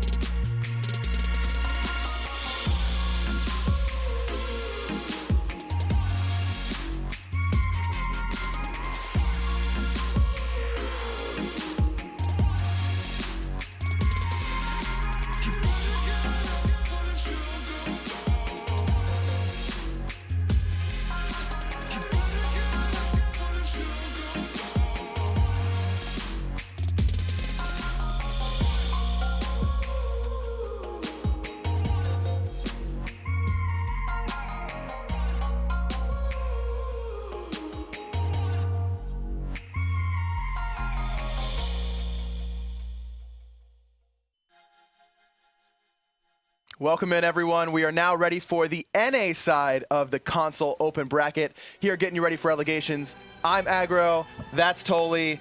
We're going to have fun today. Lots of fun. I can feel it. There's going to be some issues that we're going to have to be resolving before we get into the good stuff, though. Well, yeah, we're gonna have to get to this first final here. Checo is the new black versus My Guys, and as you can see on the bracket there, just before we went live, My Guys hit the 2-0 in the semifinals. The standard, they're the veterans. That's what you expect to see them here. Guys like Transonics, Brochacho, Wolves, they're on this team.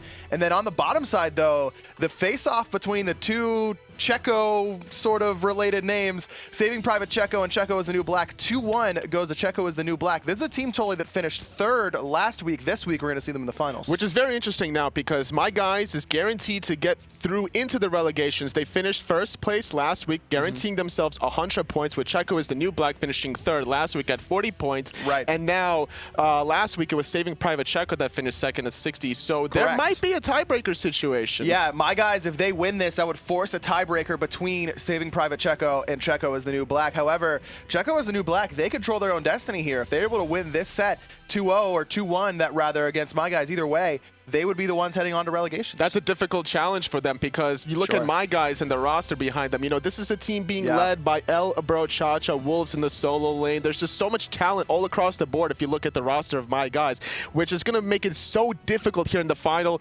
best of two set here for Checo's the new black. Definitely a lot of veterans on that side, but there's also some SCL veterans on the side of Checo is the new black. You've got Nickwood in the solo lane. You've got Reminisce as well, who came to land with Elevate. He's not playing under Reminisce. Last week he was Cuff Your E-Girl. This week he's 13 and Blessed.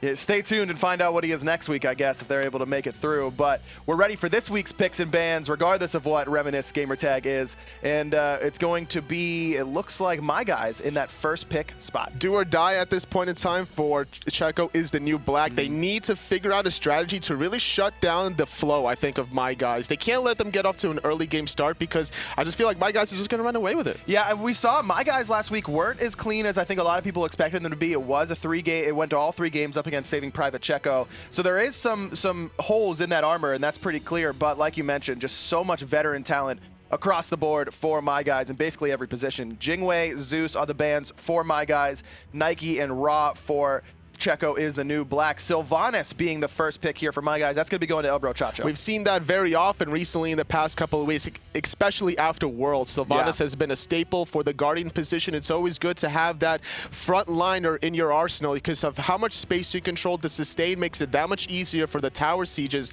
and also maybe finding somebody out of position and pulling them into your squad. That early game fighting just so strong with that Sylvanas. Our early game fighting on the other side as well, though. A Willish locked in for Reminisce in the jungle, and then Freya for Keji, the hunter. A little bit of a lesser known name for Checo is the new black. A Willish, an early pick here. Are you surprised to see that picked on this early? It's going to be up against Chaotic Purpose, who's known to play a lot of aggressive junglers as well, so you might as well fight fire with fire. Yeah. We know Chaotic Purpose is known to be playing more of the Thor, the Ratatasker anyway, and because you have both of those globals available to him, you can't deny him both, so you might as well go for a style that just suits you anyway. That's true, and when My Guys going to counterpick themselves basically by locking in this Odin, or Checo is the new black rather, just understanding that Wolves loves to play this Odin in the solo lane and clearly not dissuaded by that Awilish pick. Bologna going to be the matchup there in solo. How does that work out in lane, Odin versus Bologna? So at this point, Odin's going to be able to clear faster with the Bluestone Pennant at level 3. You get 2 points in your shield, you get a point into your jump. You're going to be able to clear those archers right away, so all you have to worry about is those melee minions after that point in time, whereas Bologna, she doesn't really full clear the wave up until like she gets 3 points in her bludgeon, and the good thing about it is the bludgeon's not going to be able to get canceled by the Odin. So once the minions are out of the equation, Bologna will win the boxing exchange. Interesting to see what Nickwood is going to go for on that Bologna. If they do want to fight level 1, you'll see sometimes the Bologna pick up the shield bash for the AoE slow, or the Scourge to make sure the auto attacks aren't coming through, as well as giving him some sustain in that fight. Kepri and Geb going to be banned away for My Guys in the second banning phase, while Checo, they're going to focus down Transonics. Hu Yi and Sol taken off the board. Mr. Teep, the mid laner for Checo, is the new black. He's going to be playing this Scylla And there's a decent amount of setup here, but they have to be coordinated because a whoop can spell absolute disaster with a Scylla. They need Athena Guardian here to set up this Scylla for Mr. Teep. I feel like the jungler pick for a Willish, it does a good amount of damage and it synergizes very well with the Scylla damage, but they can't really set up each other the way like an Athena would. So they need that third god to complete the puzzle. Yeah, but if they do lock in the Athena, they would be lacking some knockups to set up for Reminisced in the jungle. Thoth, the selection for Covey in the mid lane for my guys, and then Chronos going to round it out. Another Magical Hunter selected for Transonics. Very balanced composition here for my guys. A good balance of magical and physical damage, as well as a good amount of CC between that Chronos, Thor, and Sylvanas. Remember, this is still Season 3. Thoth still has a slow and not a stun on that evade and punish, so gonna have to keep an eye on that. Kumbhakarna gonna be the final pick here for Saving Private Checo, or excuse me, Checo is the new black. Checo is just everywhere. There's just too many Checos. There's apparently a shaving Checo's eyebrows team out there. Let's get some love for his eyebrows. Can we just like talk to Michael Checo himself? But anyways, Kumbhakarna gonna round it out here. There is some CC and setup there for Scylla, not the Athena necessarily, but I've got a feeling that that Checo's gonna be looking at Sylvanas. He's the immobile member of the team.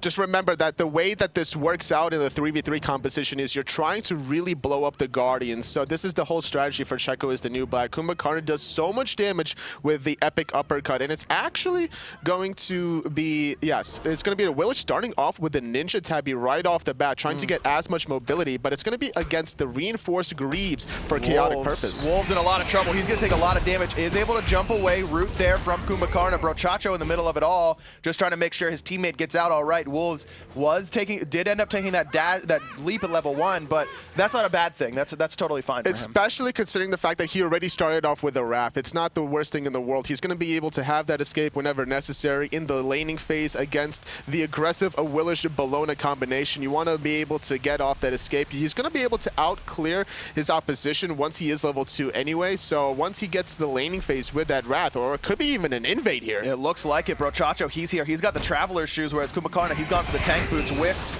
onto a couple members. Shell popped pretty early there from Brochacho, and as you can see, Checo's the new black understands that and just backs away. They already got a big cooldown out of the support. And it makes sense for Layers of Life here. Apparently he changed his name yet again to go the Reinforced Greaves to synergize well with his passive, giving him that physical power. But Wolves is the one taking a bunch of damage. 3-man Rastan may have saved the life of his solo laner.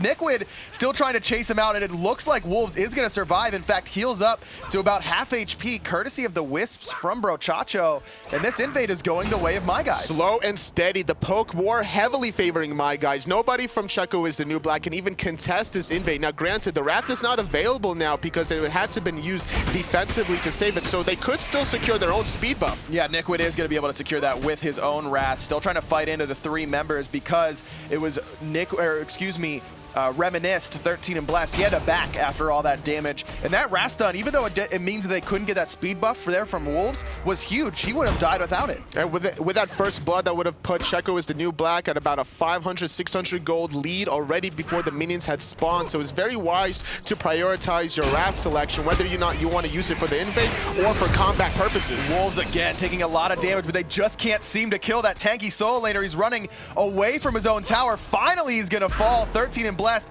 able to pick up that first blood. Layers almost able to clean it up with the Mjolnir's attunement, but just a little off that mark with that double tap. That's so unfortunate because he hit level 2, but he didn't level up his shield fast enough to be able to pop it, get that extra shield health, and not be able to take that damage to get first blooded. And Layers of Life not able to capitalize with that double tap, slightly off the mark. And on top of that, he was a little hesitant to teleport to the hammer because it would have taken maybe 2 in-hits to find that kill. Oh, the root from Brochacho is good to send Forger Vulcan into the Sleepy Time passive, but Brochacho is going to pay for it with his life, it looks like. No, Nikwid, he needs one more cooldown. Shield Bash is going to be up soon, but Wolves is here. Mr. Teep teleports in with that Sentinel, but Brochacho, it's just been the story of quick escapes with low HP. This is still a level 2 now, Willish, in the 2 minute mark. Not able to really capitalize on the farm. Now, did get a kill earlier on, but just not on top of her game. After that point in time, she had to go back to the fountain, get that health sustain. Now, building into the Ninja Tabby gives you no extra gold for potions or sustain, which is key. So we saw the early back and a lack of farm as a result. And even then, even once you're able to get into the jungle, you're usually used to having that sustain from Bumbas, the MP5 in the jungle, the heal from the jungle camps. But like you mentioned, when you rush that Ninja Tabi, you're not going to have it. And we've already seen 13 and Blessed have to back 2 times early on in this game, and that's why you see his farm definitely lacking in that area. Over in the duo lane, we got to check it out for just a moment. Transonics and Keji just kind of pushing each other around a little bit. This is the kind of the new solo lane almost. Hunters have been able to do basically their own thing for the first 10-15 minutes of the game. You're not really going to see much action out of these magical hunters in the early game up until they get their power spikes. Freya's definitely looking for that Fatalis before she goes in, but then the Kronos is more than likely waiting for that demonic grip to increase his in-hands during the accelerate. Both of these magical hunters electing to go for the cooldown boots. Lair is going to get a lot of damage actually on the Nikwid, but not quite enough to find the kill quite yet. And again, another jungler who's changed his name around. You mentioned it earlier on. He was previously Layers of Death on Aware, then changes his name to Chaotic Purpose, and now is apparently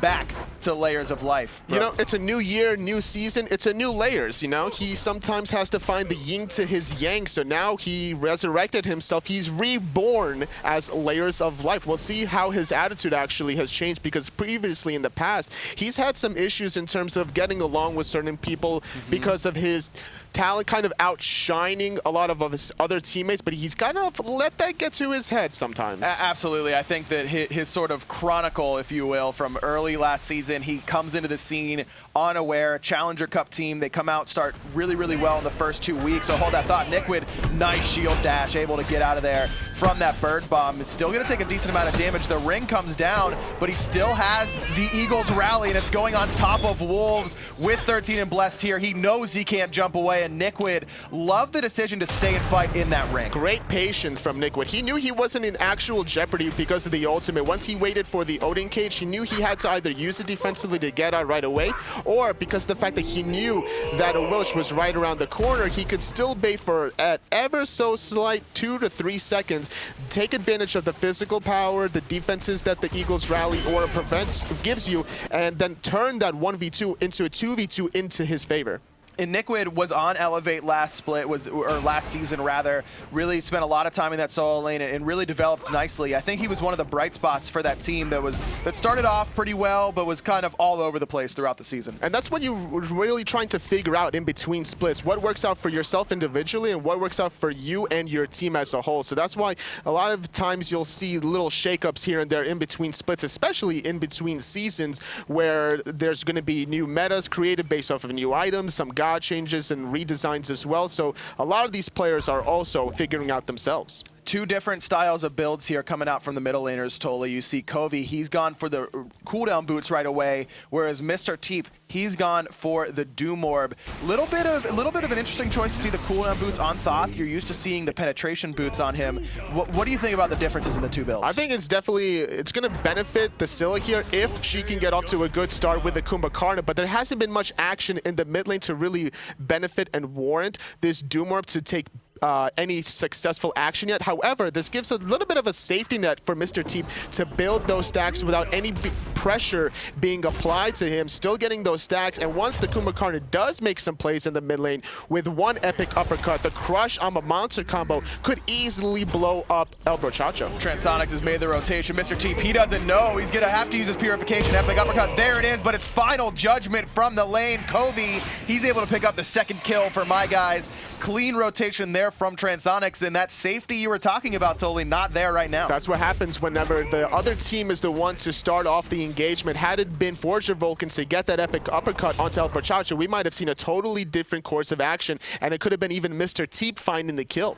But Transonics making the difference there as well with that rotation. Keji was sitting in lane, and he has finished off as a Fatalis. Looks like he may have just backed to finish that off, actually. And this is, like you mentioned, where you expect to see Freya to try and take these boxing fights. And this is the point in time also that Cronus wants to take advantage of the Freya's lack of mobility, and that's why we saw Transonics make that rotation with the Accelerate just out-rotating. Left-hand side, Golfier being started by right-hand side, finding a kill under the Tier 1 tower. Definitely worth it, I would say, for Checo is the new black, finding the Gold Fury at the 7-minute mark. And that's going to put the gold lead basically even right now. 60 is the goal that separates my guys, and Checo is the new black. And if you're just joining us, Checo is the new black, placed 3rd place last week, and this time they're controlling their own destiny. Remember, for the SCL, it's only the top 2 teams that move on to relegations. My guys, they're guaranteed. They won last week. No matter what happens here, they're moving on to relegations. But Checo as the new black needs to find this set victory, or there's going to be a tiebreaker between themselves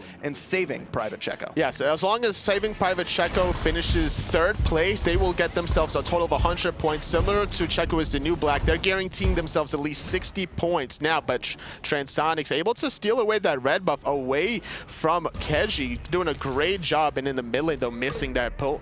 Forger Vulcan gonna mez out Brochacho. He's gonna take a decent chunk of damage from that Root Crush combination, but courtesy of those Wisps, he's gonna be full health in no time at all. We haven't really said Layers of Life's name too often ever since that first skirmish on the right-hand side. He does dunk down on the right, getting the kill on the Nickwood, but that was while Checo as New Black is doing the Gold Fury. Oh, he's gonna actually use the hammer there. Surprise, Nickwood. I don't think he realized that Layers had already committed his escape. But now onto Forger Vulcan, though he's gonna get knocked out, taking a lot of poke in return, being able to barely escape, but now he can't be able to be offensive to set up Mr. Teep in the process. The cage is good, and Nickwood's got nowhere to go. His ultimate is down, and Layers of Life is gonna put him down. That's his 2nd kill of the game, 2-0-1. For the jungler, pulled back in his Wolves, immediately into the Root, immediately into the Crush, that Raven Shield providing some health, but not enough. Mr. Teep gets the reset. Transonics is here. He's taking a lot of damage as well. I don't think he has enough mana for the rewind, but he doesn't really need it. Everybody wants to reset from Checo is the new black. That Crush was so close to stopping the back. I don't think it would have killed him, but it definitely would have maybe scared him. I think he was scared no matter what, even if it didn't hit him there. Keji did match the rotation from Transonics that time around, and it almost paid off big time for Checo as the new black. 4-3, read the kills for my guys in blue. Gold lead is about even right now. As far as experience goes, looks like it's slightly in favor of my guys. Yeah, about 2,000 XP, but with the late game prowess that Checo's the new black's roster has, I don't think they're worried about this XP difference. Not at all. With the Scylla and the Freya, those are the 2 key components to Checo is the new black's success if they want to be able to win this game. Now, they've been doing a good job in terms of surviving the early game because they have to deal with the global pressure coming out of Layers of Life on the Thor. But so far, even though Nickwood has been kind of receiving the worser end of things, they at least found a goal here in the process, and they've been able to still maintain the same pace. And Mr. Teep, even though he took that death, as soon as he finished that do more, basically, oh, he's going to take a lot of damage right now, actually. Transonics playing way up. Sanctuary is well-timed, buying him a little bit of time, but there's the epic uppercut, but the final judgment snipes out Mr. Teep. Rewind is good for Transonics. This puts him in a great spot to fight. He's going to try to find more poke onto Keji in the process. It's going to be a 4-on-3, and without Scylla for Checo is the new black, that final judgment prevented the I'm a Monster combination off of the epic uppercut. So great play already. That's 2 final judgment kills for Kobe. Really, really great play for the mid laner there for my guys. And Kobe's the guy that we haven't really seen in the SCL before. You see Layers, Transonics, Brochacho, Wolves. These are SCL veterans, but it's been Kobe making the plays so far. Valkyrie's Discretion used on this left-hand side rotation is coming in. Transonics, remember, didn't have the Sanctuary or the Rewind, but just not enough damage there from Keji to find the kill. But yeah, Kobe has looked very, very strong so far. That was very smart for Keji not to commit to the kill on Transonics. He used the Valkyrie's Discretion, but didn't want to leave his tower because he saw the rotation coming from El Brochacho anyway. And without the Rewind, without the Sanctuary, he figured that he still wouldn't have enough damage anyway at this point. It's only a level 12 Freya, doesn't have that much magical power to scale off of that ultimate, so playing it rather safe than sorry. And that's exactly what he did. He's working into that ring now, gonna get that extra, a bit of attack speed and damage overall. Whereas you see Transonics, he's going for the Winged Blade as is standard. Gonna eat the Feather Step here. Transonics, remember, no Sanctuary, no ultimate ability, but 13 and Bless just doesn't have the chase down potential because of that movement speed from Accelerate. Very risky fight also to take. It's a level 10 of Willish against a level 14 Chronos. Now granted, it's still not a late game Chronos full build and doesn't have the relics or the ultimate, but that's not a fight you want necessarily take, especially with the red buff on Transonics. Brochacho, he's going to take poke yet again. We've seen this one before, but he's going to be okay. Wolves very, very low on this right-hand side as my guys do these right-hand Harpies, just sticking around. Looks like he was just waiting to hit level 12 so he could pick up a second relic. I anticipate it's going to be a teleport here. You could definitely tell my guys are playing so well in Sig, as in mid lane now, nowhere to go except for mid lane again. 3rd time in a row, Covey on point with the these ultimates. Just looks so comfortable on this Thoth right now. Wolves back in lane, did pick up that teleport, but Covey, again, love the patience, understanding that 13 and Blast is going to have to jump towards his tower there and using that long-range ultimate to his advantage. Third time in a row, Covey has been successful with these final judgments. I'm really impressed overall by how My Guys has been able to sync up as a unit. Every time somebody might seem out of position, let's say Transonic's playing up aggressive against KG in the dual lane, he's been getting the support that he needs, as well as everybody that's on the right side of the jungle. They've been getting the Fire Giant elementals together, as well as the right side mid Harpies, and those stack up over time. And that's exactly what you expect from a veteran roster like this. You expect their communication to be on point, and that's one of the things that we saw from My Guys last week, that their communication didn't seem to quite be there. It didn't look like they had a leader quite yet, but it seems to me that this week, after a week of scrims and extra practice, they're looking much cleaner. So far, the only flaw I would see from My Guys is the fact that they overcommitted slightly in that solo lane, giving up a Gold Fury, but granted, 7-minute Gold Fury, it's not the worst thing in the world, as long as they're not able to give up the second or third Gold Fury consecutively. They want to make sure that once the solo lane rotations happen, that Wolves is going to be there with the Wrath instead of Niquid. And Wolves is going to be that late game monster that he seems to be, even on these early game characters like Odin. It seems to be whenever he gets into these fights, he just makes a huge difference, and it's going to be up to Niquid to sort of match that on that Bellona, and I think that that's a pretty good matchup for Niquid overall, because you expect the Bellona to be a little bit more impactful in those mid to late game team fights than even Wolves' Odin. Wolves could potentially also bait out these team fights or these little 1v1 boxing skirmishes because of the global pressure coming from Layers of Life. And as we head back into the game after this pause, we might even see some of these rotations happen even further, because there's going to be a little bit of a downtime from the Gold Fury, as it has respawned actually. Niquid forced to use the Eagles Rally to get away from the rotation from Covey, level 13.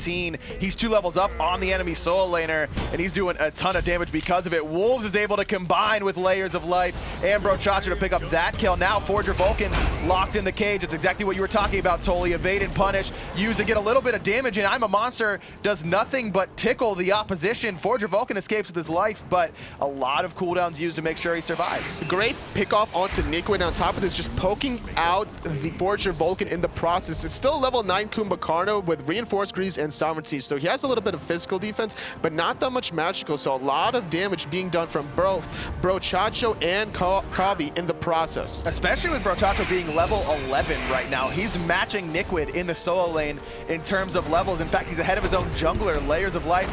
He's only level 10. Middle tower being sieged here. Good damage onto Mr. Teep from a distance with that hammer. Forger Vulcan finds the 4-man Mez to delay the push here. 2-man knockup. Purification actually used there by Layers of Life, despite the lack of gravity surge, and this is forcing My Guys back. Niquid has respawned. He's in the mid lane. It's going to be a 5-on-5. Brochacho taking a lot of poke. He's trying to retreat. Valkyrie's discretion is not going to allow that to happen. Layers of Life has to retreat, though. Not too much going on, though, but in the mid lane, it's still going to be a 5-on-4 for Checo. Big cage. Forger Vulcan's going to go down to the Sleepy Time passive.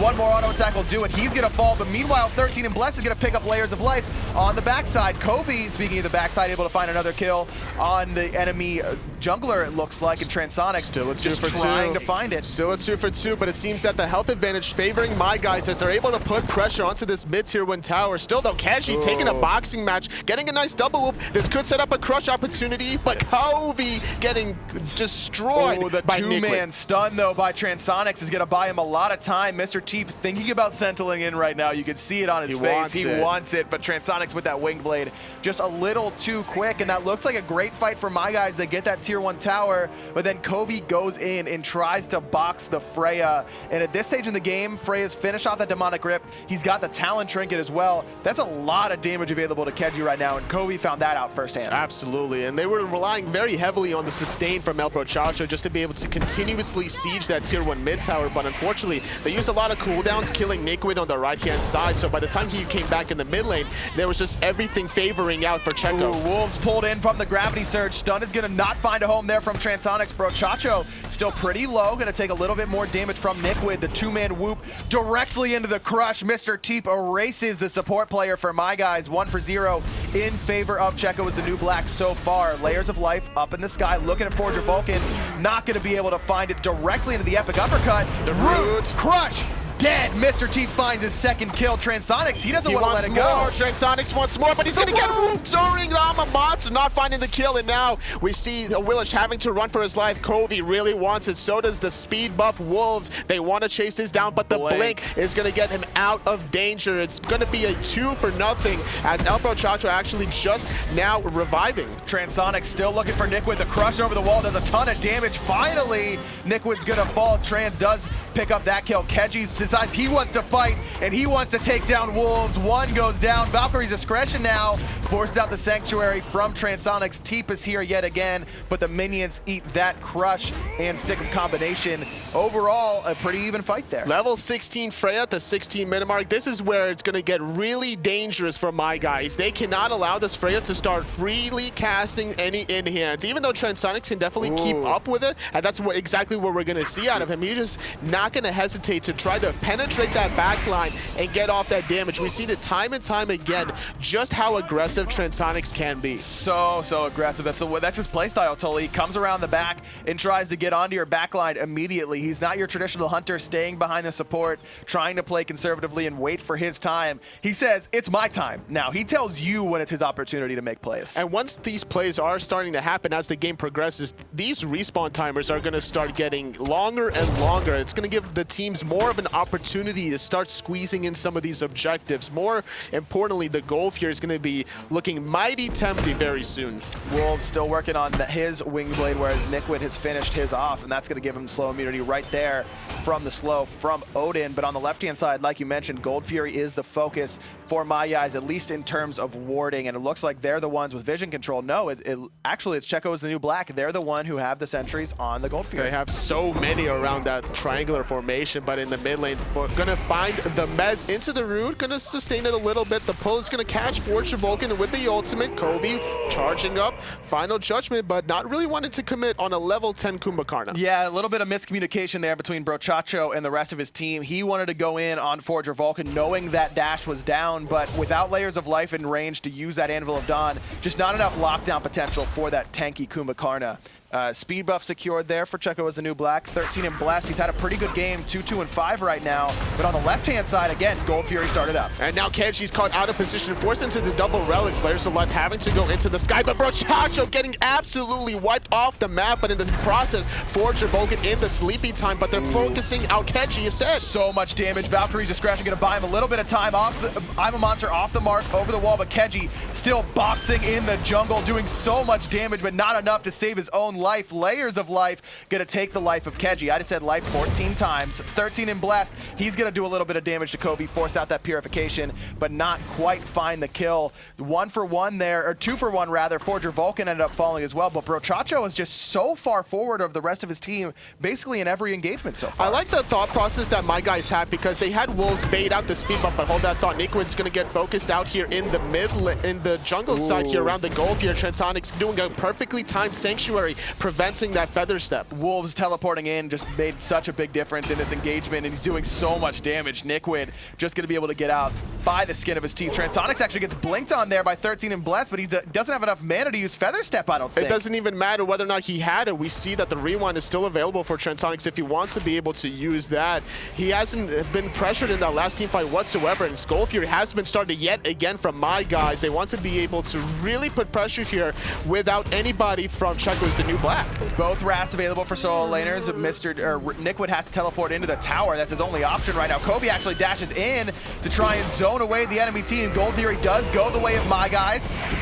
Layers of life up into the sky, looking to come down on someone. Not gonna be able to find it. Kobe actually falls to Keji. He's been a problem right now that my guys can't seem to handle. Layers does pick up his jungler opposition. Transonics is the focus. There's I'm a Monster over the wall. Gets the reset on Brochacho, as well as hits Wolves for a big chunk of damage. Second one not going to find a home, though, and the chase is on for the soul. 2-for-1 so far in the favor of Checo's the new black. They need more, though, because they lost the Gold Fury, so they have to be able to at least get this tier 1 tower. They see Wolves retreating under the tier 1 tower. They know Layers of Life is somewhere around the jungle side. They even see Transonics in the mid lane, so they have to group up, get this tower, or at least defend their tier 2 tower, because Transonics on this Chronos level 18 now could easily melt away these objectives. Very much so, and that's the one thing that Chronos brings to the late game that Freya does not in this magical hunter category is the tower shred capability of Chronos, whereas Freya definitely lacking that department.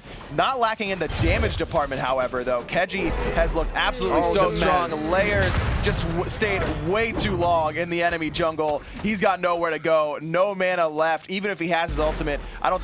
The hammer, he barely had enough mana, but 13 of Blessed finds the Suku through the wall, just enough damage to find that kill. Overstaying his welcome for sure, but you have to give it up to him, trying to min-max any sort of potential farm he could, because he actually thought that everyone from Checo is the New Black was going to be able to split push on the left-hand side, giving him that opportunity to strip away the back Harpies. Yeah, love the idea to steal away the red buff whenever Checo is the New Black loses sight of him in their jungle as they start to push an objective, but like you mentioned, just staying way too long for the back Harpies, a little bit too greedy there, and that's going to spend his death. Forger Vulcan going to get his back stopped here by Covey, but with the Mez and the lack of rotations, he's going to be just fine. Meanwhile, on the left-hand side, Wolves able to pick up that tier 1 tower, and it looks like get out safely. The pull onto Vulcan, not really finding the root stun combination. Final Judgment, though, connects. It's up to Transonics to find the kill, but with that knockup and the Feather Step root, Wolves now trying to find Forger Vulcan. Forger's escaped southward into the middle lane. Great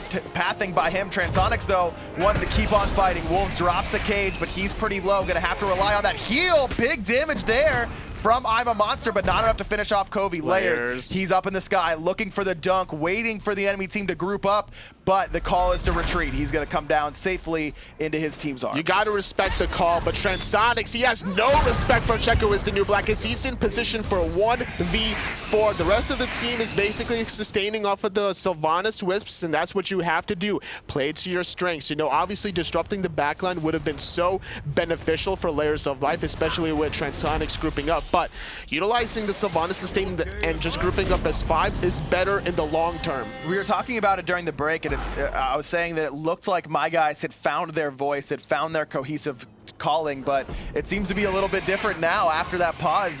You see Transonic stepping up and wanting to go in. Layers, he's up in the sky, doesn't know where to go, and ends up coming back down into the safety of his team. Still not quite on the same page with all these veterans. You could just tell the confidence from Transonics. He had both of his relics up, he had his ultimate, that's why he's in that position to 1v4. Now he's going to be in another 1v3 position on the left-hand side. Sanctuary going to buy him a minute there, but the crush is well timed to make sure he's going to fall. 13 and Blessed picks up his 4th kill. Again, that's Reminisced, formerly on Elevate, who came here to land with that squad. With Transonics taking his first death, this opens up the left-hand side for a push. Layers of Life doesn't have his ultimate yet, and Niquid zoning him out. Hold that. He actually does with courtesy of all that CDR. He's looking for the dunk. He's only going to find one, and it's Reminisce. There's the I'm a Monster, but Sanctuary for Kobe is good to save his life for now. Not quite enough damage to finish off this push. He's going to try to find it. Finds the hit, but only doing half the damage. Mr. Teep, though, is going to basically trade out, though, killing Kobe, and that's going to be a 5-on-3. Transonics is going to respawn in 15 seconds before Vulcan is stuck in that wall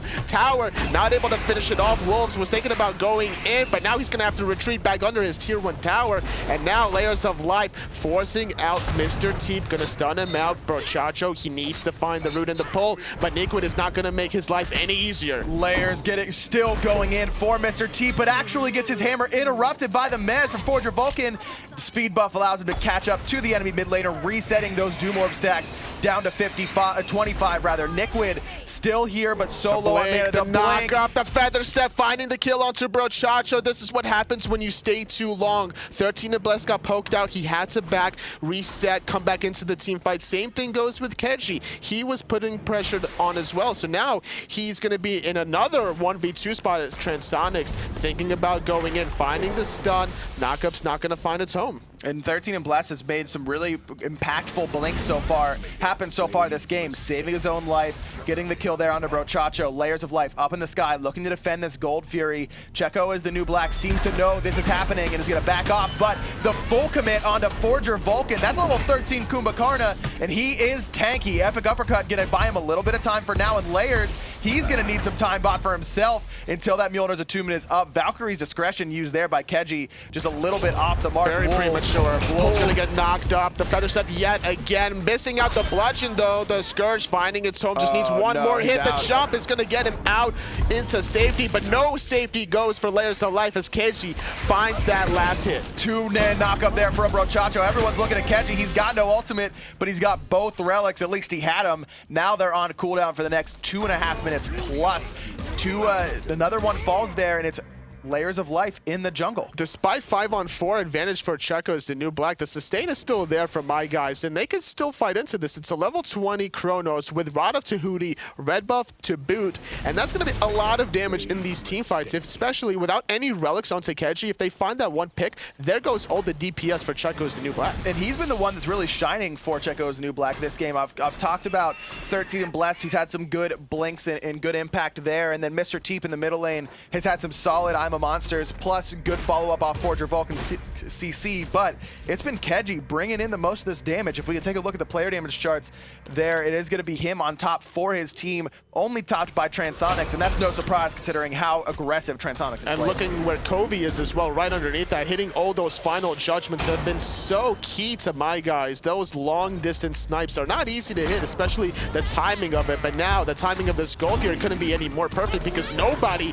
is here from my guys. Really curious decision there. A veteran team, not used to seeing them give up easy gold furies like that. They're all doing a blue buff on the right-hand side, and as such, it gives up that gold fury. Blink there again from 13 and Blessed to get him out of that Anvil of Dawn from Layers of Death. Keji has to be careful here. Remember, he has no relics. Meanwhile, Nikwid, he's just fighting two on the backside, trying to keep out this damage-dealing Covey for my guys. That's what you're trying to do as a solo laner, but too aggressive, 1v5. Everybody else was getting zoned away from Transonics and Layers of Life. Those are two gods that control a lot of space between the tectonic rift, between the slow time. You have to be able to position yourselves to not get stunned by those, but it's hard to kind of go through a wall when you don't have Phantom, obviously. So buying enough time to really find the kill on an out-of-position Nikwid. And now Wrath available here for Wolves, and Nikwid, he's on the bench right now for 25 seconds. He's got to hold that L, and there's the cage coming down from Wolves, trying to make sure to keep everyone out of this Fire Giant pit. Fire Giant getting very low. Transonic gonna use the rerun. Epic uppercut onto the enemy solo laner is gonna buy them time, but not enough. Fire Giant goes the way of my guys. Damage. Final Judgment doing so much. Layers gonna finish off Keji for the kill. Another Final Judgment making a huge impact. 13 and Blessed trying to run away. Transonics wants to be able to chase this down. He has the speed necessary. He has the damage. Autos. 3 shots, no problem. He needs a time rift here. Needs to respect the fact that Nikwid is right around the corner. So overall, 2-0, and Fire Giant going to the way of my guys. And now the tier 2 tower is gonna fall as well, and it all comes back to that over-aggression from Nikwid by the blue buff. Opens the door for my guys to really blow it wide open in their favor. Now the Phoenix being looked at. Remember, Transonics, he's got that tower shredding capability. Wolves leaps in on top of Mr. Teep, doing a decent amount of damage to him, forcing him back. Transonics is focusing down that Phoenix, but it's not falling quite low enough. I'm a Monster gonna do a decent amount of damage to Brochacho.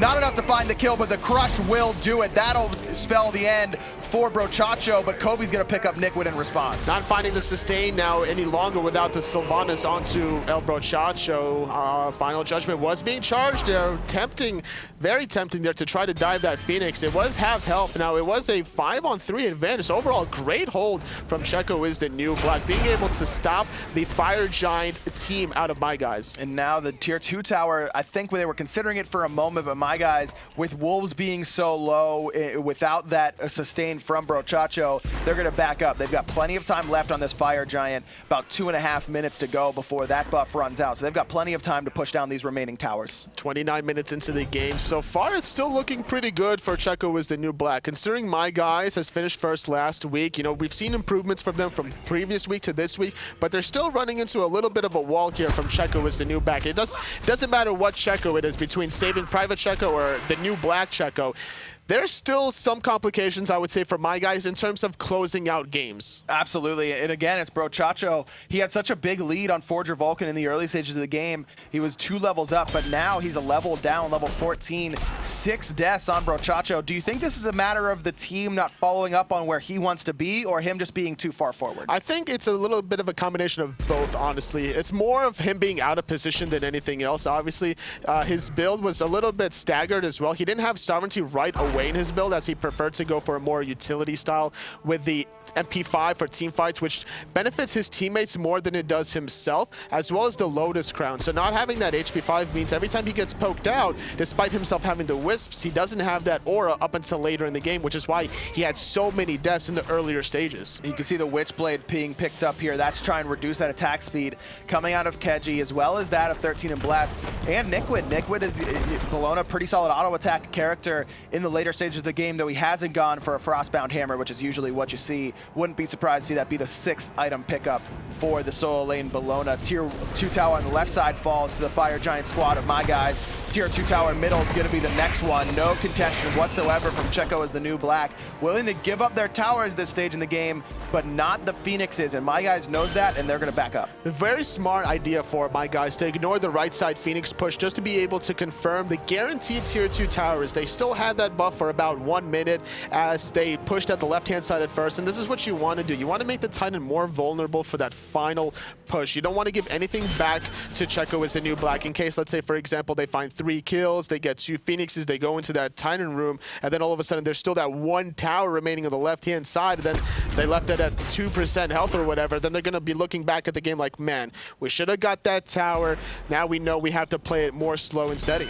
And you could see there's actually a problem for Checo as the new black, because like we mentioned earlier on, Freya tower push, not particularly strong, and look at how many towers are remaining for my guys. Even if Checo's the new black is able to find a deicide at this stage in the game, I'm not sure they have the straight up objective damage to push down the towers, Phoenixes, and end the game. It's going to take a long time to start pushing it down, especially considering the fact that my guys is probably going to, if they do get decided, it'll be probably at the Phoenix or the Titan room. So be able to go from your Titan room to the enemy's Titan room will not only take a long time, but to be able to also kill that Titan with all these towers up is not going to be easy for Checo as the new black. Not at all. Speed buff invade here, just trying to steal away any sort of farm they can from the opposition. Transonics, he's in the front line yet again. There's Valkyrie's Discretion trying to finish off the enemy Hunter, and they will find him. Keji with that damage, but Kobe doing so much. Layer's gonna dunk down. He's gonna find one.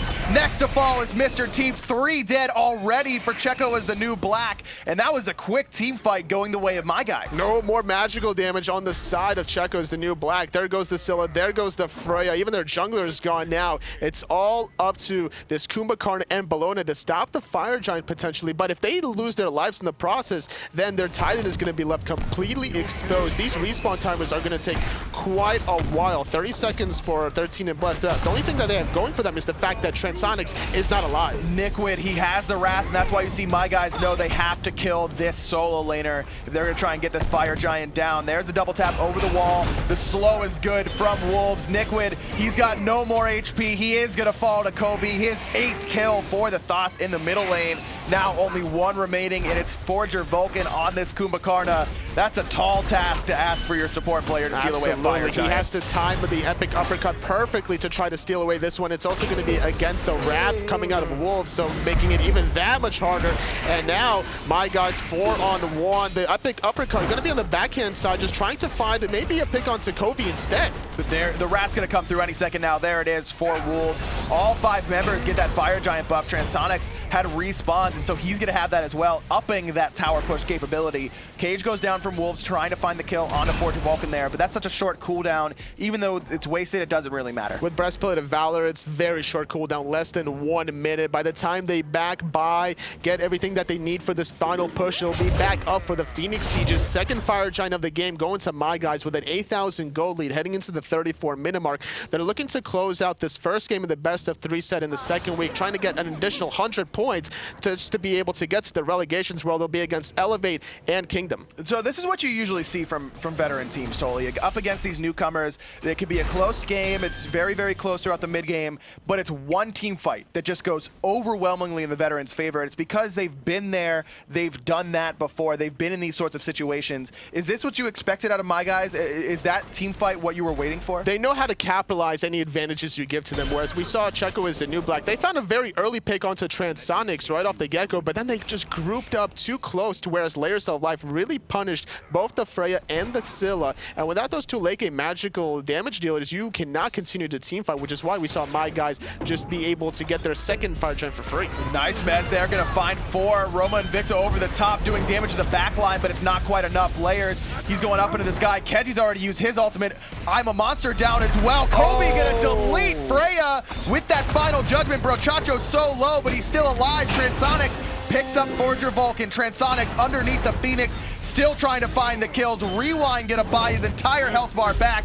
13 and Bless is gonna fall as well as only Mr. Teeth against 5 members of my guys with Fire Giant. I think that's gonna do it totally. He wants the 5th kill. He's not gonna be able to really commit to this. The first game going in the way of my guys. They're just one more game away from having a flawless record in these open brackets as Mr. T finds a kill, but it doesn't matter. And now, Checo is the new black. They still need to find some wins if they don't want to run into a tiebreaker situation against Saving Private Checo. That's exactly right. Checo is the new black. They need to win this set if they want to avoid the tiebreaker, like Toli just mentioned. But my guys, like we said, I mean, it's so close throughout the majority of that game, but it's just that veteran leadership leads them to that one team fight, and it all kind of falls apart from there. Another Fire Giant going Can we talk way. about the snipes from Kobe? I think he found 3 guaranteed kills, and then he hit maybe 3 additional ones, just chunking out so many members from Checo, and they couldn't even continue these team fights, and he didn't even fully charge some of them. He knew how much damage he really needed to confirm the kills. This just so on point with these ultimates every single time, and it was such a big deal for my guys because they didn't have a ton of long-range damage. They were really relying on Kobe to be that long-range artillery damage dealer, and he filled that role perfectly. I think he ended with 8 or 9 kills in the last fight, just deleting Keji off the map with that final judgment. And Layers of Life has just been doing fantastic on this store, something that we've known from him time and time again with these global pressure gods. He goes into the sky, he knows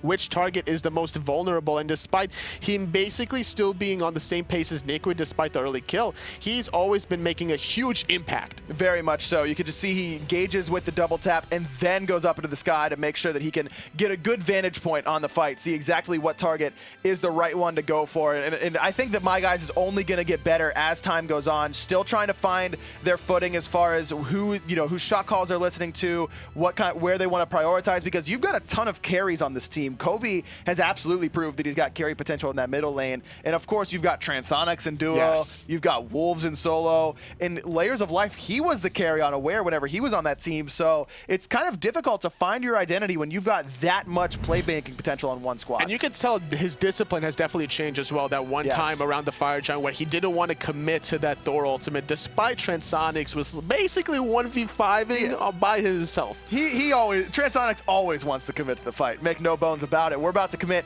to game 2. It's coming at you right now. My guys, they're up 1-0 in this series. And like we mentioned, Checo's the new black. They've got to find a victory here, two in a row, if they want to avoid the tiebreaker up against their similarly named rivals. Saving Private Checo is hoping that my guys closes this one out to be able to find that tiebreaker game that they need to. And we'll see as it goes into game 2, the necessary adjustments from Checo is the new black. Now, surprisingly enough, despite them being first pick, they're actually going to take away the Nike and the Sylvanas themselves instead of picking it. Yeah, I love the Freya ban, though, from my guys. Giving some respect to Keji. He did such a good job on that Freya last time around. No reason to give it to him again. But like you mentioned, Nike, Sylvanas both banned away. That leaves open Jingwei. And like we mentioned, if Keji's able to do that well last game, I've got no problem giving him the first pick in this one. Very safe God here, especially when you're dealing against Transonics in that duo lane. It's going to be probably a 1v1 for quite a while, especially considering we see both supports going into the solo lane to start things off. We see the little 3v3 skirmish.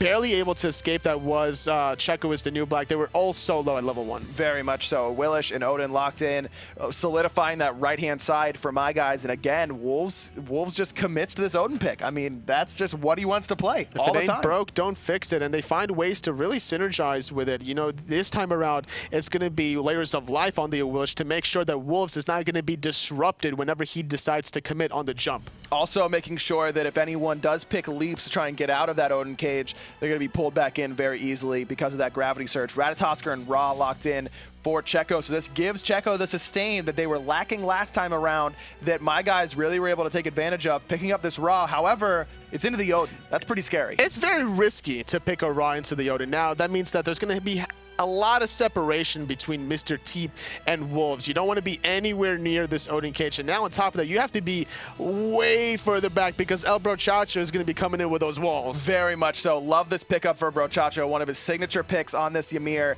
as well as the fact that every single character so far for Checo is going to need to use their ultimate or not be able to get over that wall at all in the jungle in Ra's case. Could potentially see a Phantom coming out of Checo as the new black as well. Yeah. That has another relic opportunity to be able to counter that. But when you deal with one wall, you're going to have to worry about the other once that duration does expire. So far, I'm liking my guys' draft. They already have a really good damage in the early game between this Ymir and Odin, and the Willish can easily have damage throughout the whole entire game. I agree with you. This draft from my guys looking pretty scary. Geb and Kepri banned away by my guys, and then Sol and Kronos, both magical hunters remaining, taken away from Transonics. He's got to play something else. Scylla locked in here for Covey. Surprised to not see him go back to the Thoth. I mean, it was so successful last game, and you've got a decent amount of setup with the Ymir, and he proved that he didn't really need that much setup last time around. I think he just wants to be able to continue the chain CC combination between the Ymir and whoever else is going to be locked in here for Transonics. He has the route to complement the Ymir freeze. If there's going to be a route from the Feather Step from Layers of Life, that's going to be additionally added to that. So Sure. a lot of damage. Also a lot of control on the side of Checo's new black, picking up this Tyr and Kumakarna. Two knockups between Jingwei and Ratatosker. You've got the knockup from Tyr as well, makes 3, and then Kumakarna, he knocks you way up, and that's going to be a lot of CC, like you mentioned, for Checo is the new black. My guy's going to round out their draft with the Hu Yi. I like this pick a lot. Synergizing the ultimates well with the Odin. The sun's going to come raining down, as well as Transonics. He's really, really good at Hu Yi. Like, really, really You good. have to be if you want to land those ricochets. You find the mark onto whoever your target is. We'll see how he transitions this Hu Yi because we're about to head into game number 2. But Transonics, he plays very aggressive in terms of, we saw it in game number 1 on the Chronos, and game number 2, I expect nothing differently when he's going to pick the Hu Yi. Now, granted, it's going to be against Jingwei, so any sort of damage you do, she's just going to come back anyway. So this is why we see the build differentials here, going for the Devil Glove Rush. Yeah, I've got no problem with that. Just waiting for those later stages of the game and in that mid game to kind of make that impact. That's where Transonics really likes to shine anyways, whenever he can play as aggressive as he likes. Another grouping here from both my guys and Checo as the new black. It's going to be 13 and Blessed, a little bit far forward, but Brochacho actually goes with the Ice Carpet level 1, doing a little bit of damage and a big slow, but getting that 30 gold proc from that Talaria. That's what it's all about. The min-maxing any little thing that you can. They grouped up just to be able to drop the ward aggressively. Seeing the starts and the builds from the side of Checo is the new black. There is a Wrath available here for Niquid yet again, but gonna match that yet again with Wolves with a Wrath of his own, trying to fight fire with fire. You got to be able to look for opportunities to invade, look for opportunities to secure Gold Furies, Fire Giants, whatever the case is. Now, Ratatosker great at the level 1 fights, but he's not able to purchase his boots right away. Yeah, chat, he's not going for boots. He's finishing off that Acorn, but whereas you can see a Willish on Layers of Life, he can finish off those boots, so he's going to have a little bit of extra damage and tankiness at this level 1 engagement. Like you mentioned, both sides have the Wrath, Wolves and Niquid.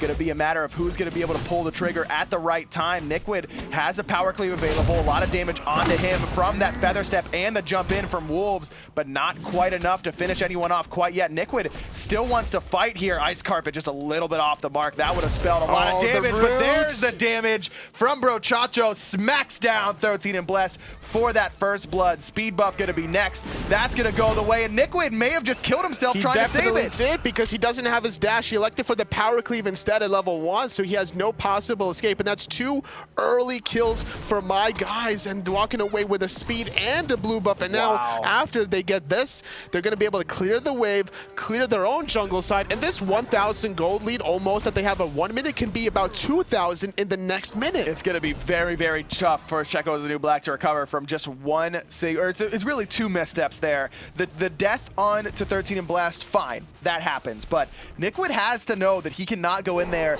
and try and steal that away. Give up the speed and then wrath the blue to try and save your own buff. You have to be able to get the MP5 for yourself as a solo laner. It might seem a little bit selfish, but considering the fact that your jungler is dead, you have to be able to get your own blue buff at any means necessary just to be able to keep up with the pressure that Wolves is always going to be applying to you. A tier with a blue buff is very scary, but tier without a blue buff, it's almost laughable. Very, very much so. Even with the recent buffs allowing him to switch stance at level 1, he just uses so much mana that it's very difficult to lane without that. Wolves going to get Fearless back into the wave here, taking a decent amount of damage from that stun as well. Should have a Raven shield, doesn't even use it there. Very, very patient with his cooldowns. He used it just to clear the wave there right outside his tower, which is why we saw Nickwood positioning himself to be able to Fearless Wolves outside the tower a little bit. Unfortunately, it was only a level 2 blessed on the Ratatasker. Had he been level 3, that would have been an easy kill there. But now, finding a speed buff of themselves is going to allow Blessed the mobility he needs to really match here with Layers of Life. And Nickwood has the Wrath, so this blue buff, it's just going to be a buff trade right now in favor, actually, of Checo as the new black. There's a lot of damage from that carpet from Brochacho. Jump away from Wolves. Mr. T might be in trouble, he's in a bad spot right now. Kovi's going to dash forward, has the I'm a monster. Not going to find a home, but it does force Team back into the enemy team. He's going to take a lot of damage. Good juke there, using that extra movement speed from the passive Wolves. He wants it so badly that he suicides for it. He doesn't even pick up the kill in the process. Checo is the new black, able to pick up Wolves, courtesy of that Fearless from Nickwood. Wolves, congratulations. You just played yourself there as you wanted the kill so badly onto the Raw. It was a very tasty chicken, but sometimes you have to know when to change your course of meals. But now Nickwood going to get frozen out a little bit. Nice little juke there from Layers, and the root yet again. The wall's going to help out a little bit. Still retreating under the tier 1 tower. Great peel from Nickwood. Barely escaping yet again. A member from Checo. So close. So, great chain CC there. That's exactly what you want to see. You mentioned it right away, Tully. The chain CC capabilities with Scylla and Ymir, they do, the freeze and the root, they don't overlap. They're not going to get diminishing returns there. So you're standing there forever, basically, and that's exactly what happened to 13 and Blast, but he was just able to get away. And even if you don't find the kill, you're going to be doing a lot of damage in the process. The perfect feather step as well. Layers of Life. There's Brochacho making an impact with those walls, like we mentioned right away during the draft phase, looking very, very strong on this Ymir early on. Speed buff respawning. Nickwood's here to be able to steal this away. His Wrath is not available for another 20 seconds or so, so have to be careful about wanting to take a team fight without securing their own speed buff. So now, this time around, they find their own speed buff after stealing one earlier from my guys, granting themselves a little bit more of a wiggle room. Still level 4 for both the support and jungler for Checo is the new black. I suspect this blue buff, no, still not enough to give either the ultimate ability, and that's going to be a big impact. You need that epic uppercut to really set up for Mr. Teep in the middle lane on this route. And now just hitting level 5 is blessed, and that was the result of dying early on, right off the get-go. And on top of that, even though he didn't die around that tier 1 solo tower, he had to fall back and go back to the fountain to heal up. So that denies him so much farm, not being able to sit around for a wave, not getting those back harpies maybe whenever he really wants to. So this is why there's going to be a little bit of an experience gap between these two junglers. And that's exactly what you're seeing right now.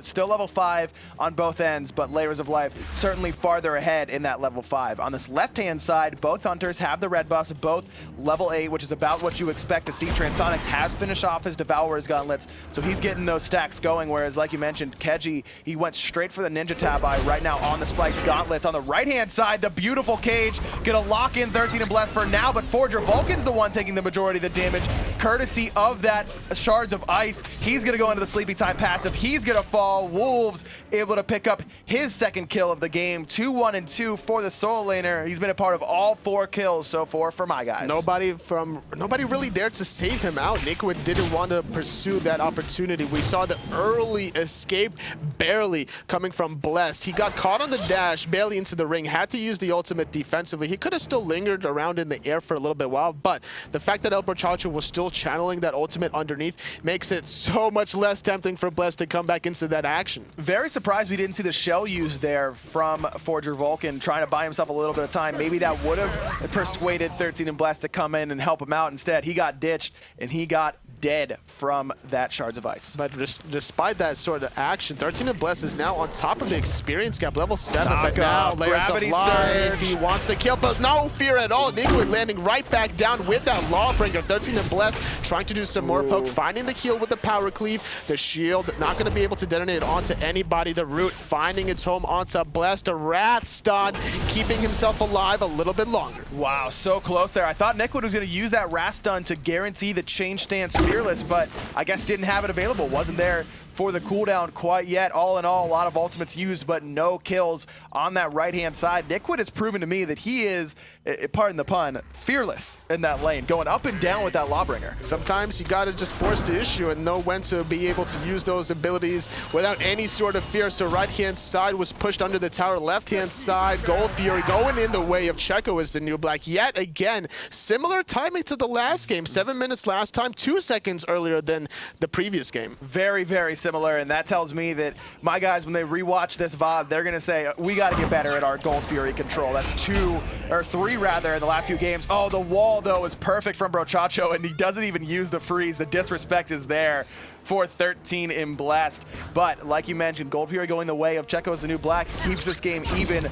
For now, blue buff being invaded by my guys. Nickwood has no choice but to watch and jump as his blue buff gets taken away. A little bit of a panic purification coming out of 13 and Bless. He could have opted to just use that ultimate since he gives you CC immunity anyway. On the left-hand side, though, having to retreat with the ultimate of himself. Keji barely escaping the stuns. Nickwood, he's going to jump away this time, but right into Brochacho's arms. Wolves able to pick it up regardless of that fact. Another kill goes the way of Wolves. This is what we expect to see out of him whenever he picks this out. Do you think Brochacho was singing that song in the arms of just an angel? Just waiting for that Lawbringer to come back down, yep. And then he doesn't even take the kill because he's a true support, letting his soul leader get it. But despite the 3 kills actually for Wolves, he's still down a level to Nickwood. Hold that thought. I was about to ask you why that is, but why is Transonics here? He's going to take a lot of damage. Love the option cover there from Keji, but actually gets knocked up and away from the enemy hunter. Brochacho going to pick up Forger Vulcan. In the meantime, I love the idea, but it might have dropped this kill for them. This is such an important kill to find at Transonics because they're going to lose their tower on the right-hand side. Wolves was split pushing the whole time. Nickwood wasn't able to really hold that out, especially with layers of life there. Finding the kill on some Forger Vulcan makes that a 1-for-1 trade. Definitely going to favor out, though, my guys, I would say, because of the fact that they found that tier 1 tower so cleanly. Yeah, absolutely, just getting it at the 8-minute 40-second mark very, very early on in this game, getting even more pressure on that right-hand side where they've been continually invading buffs and making their presence known over there. Transonics, he does take that death there, but still right around even with Keji. He's going to be able to come back and defend this tower. I think that if Checo as a new black had recognized that my guys had so many people on that right-hand side, between Keji and 13 and Blessed, they may have been able to get that tower on the left-hand side. Very possibly, especially considering the fact that Ratatasker is always good about committing himself with that ultimate to find anybody out of position. And with that in mind, though, Checo's New Black is still doing a good job at holding their own. They were down 1,000 gold at the 1 minute mark. Keji, he's going to take a bunch of damage here from the Sun combination, but holds his ultimate. Doesn't even use that airstrike. He's baiting Transonics. There's the airstrike onto Transonics, doing that damage. Trans, you got nowhere to go. The ricochet is clean, but I don't think it's going to be enough to buy him time quite yet. One more auto will do it. 13 and Blessed going to have the dart up any second now. Just chasing him down. There it is. A level 11 hit with that kill. Second kill for Reminisced, a.k.a. 13 and Blessed in the jungle for Checo as the new black. Just abusing the aggressiveness of Transonics in that dual lane side. Definitely needs to be a little bit more careful, but 13 and Blessed taking a lot of poke in return. Has to be careful. Has the heals available if he wants to stay, but with that raw heal being on cooldown, has to just go back to the fountain. The ultimate not available either, so just going to respect the fact that there's a little bit of an advantage now for my guys. Finding the pull out of the tower, and now Epic Uppercut buying a little bit of time. Still has to back, though, so no farm potential for Vulcan for a little bit. Great ultimate from Layers of Life there after the knockup. but a better ultimate from Forger Vulcan to make sure that he stays alive, buying him a little bit of time.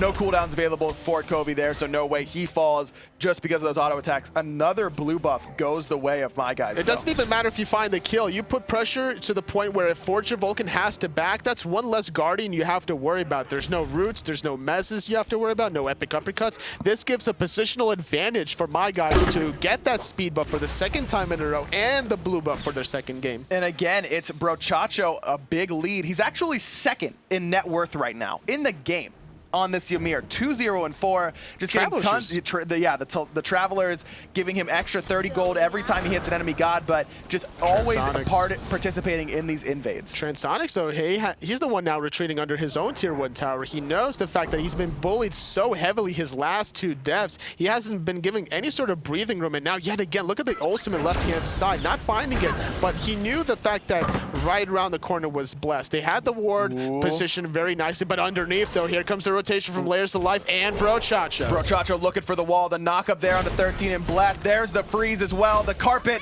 then the smack from Brochacho puts down the enemy jungler. Another kill goes the way of that support Ymir. 3-0-4. He's top in net worth right now. He has 100% kill participation for his team. This is almost like a solo lane Ymir-esque performance coming out of El Brochacho. One of his more recognizable gods. There's Ares, there's Ymir, there's Fenrir, I would say, coming back to his PC days where he loves to play aggressively. So now bringing back a little bit of that old school spice flavor that he really likes. Really utilizing that high base damage on Ymir, just doing so much damage even with the tanky build. Gold Fury started up now by my guys. Only Forger Vulcan in there trying to make it happen. Shards of Ice not there to confirm it. The snipe will confirm it. Stolen away there by Checo as the new black. Mr. Teep from a distance evens the game. 12.5 minutes, they find their second Gold Fury of the game. Not able to find the Wrath Secure coming out of Wolves. They were all there. They used the Suns, they used everything from Scylla as well, and they didn't find it. They overcommitted so hard, and now without that Gold Fury, Checo is the new black. Despite being down 1,000 gold at the 1 minute mark, they're basically tied up. Very, very impressive play from Checo as the new black. Freeze off the mark there from Brochacho. The wall just trying to keep those exit options limited for 13 in blast, but despite that, finds an escape route around it. 3-7, read the kills in favor of my guys, but this game is even right now. And with Gold Fury being down, a lot of action on the right-hand side of the map. Everybody from my guys wants to be able to... Nice double root in the crush, finding the Sanctuary coming out of the mid lane. Forger Vulcan going to get frozen, taking a little bit of poke,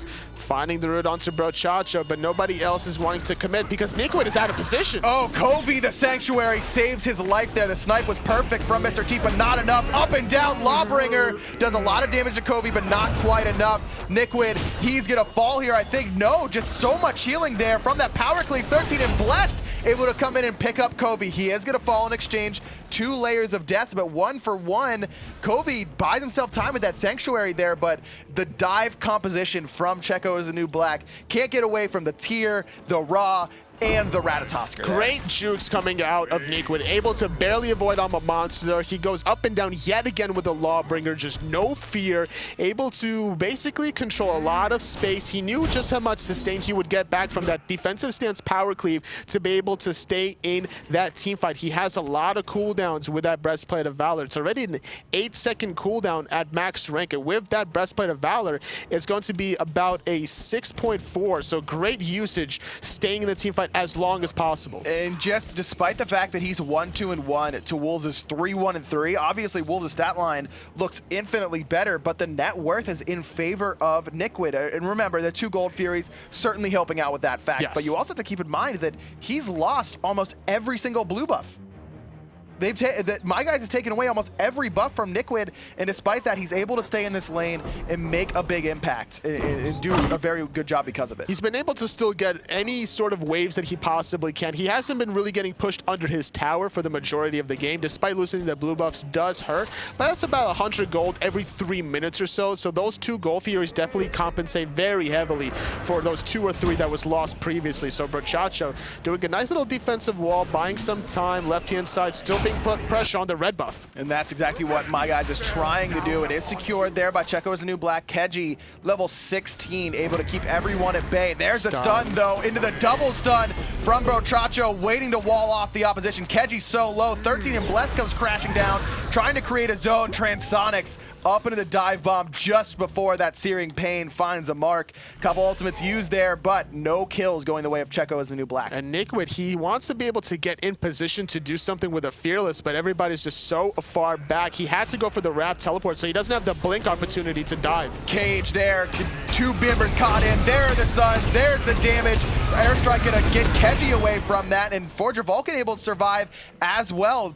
Meanwhile, in the jungle, two members of Checo as the new black just forcing My Guys back. Mr. Teep has been doing too much of the aggressive healing on top of the Odin cage. He needs to be able to save those heals for when the team fight's about to deter itself. And now a lot of poke being done onto Nickwood. I'm a monster off the mark yet again, diving into the backline, but now he walked into the Ymir ultimate, taking a lot of pokes, still sustaining off of the defensive power clean, but not enough. That Lawbringer was still on cooldown. The rest of the team just not there to support Nickwood. He bought himself a ton of time there and lived for what seemed like forever, but it wasn't forever. He will fall. Now 13 and Bless decides to go in all by himself. Sanctuary saves his life from the bird bomb. The crush puts him to 1 HP. Transonics was looking for the crazy ricochet. Wasn't going to be able to find that. 13 and Bless just able to survive, saving himself from that fourth death potentially. Now finishing off his Void Shield. I really like that into the composition of My Guys. There's going to be a lot of physical damage dealers up in the face of that jungler. You got the Odin, you've got the Awilish, and with Transonics' playstyle, you're probably hitting him with that aura as well. You might as well have picked up this item. I wouldn't be surprised if he goes for another physical defense item in terms of Shifter Shield, potentially getting more physical power, getting more physical defense just to survive. If you're going to dive the backline, trying to disrupt the flow coming out of Covey, who's been doing a fantastic job, I would say, this set, but more importantly, the first game onto the top compared to the second game. He needs to be a little bit more patient, I would say, with his monsters. He's really been focused on trying to find the pick onto Nickwood right off the bat, but these jukes from the tier have just been on point. I think that there is an argument to be made that he needs to be more patient, but I think you could also say the opposite, and that he needs to pull the trigger a little bit earlier. Wolves had caged two members in that cage early on in that engagement, and there was no I'm a monster follow-up in that situation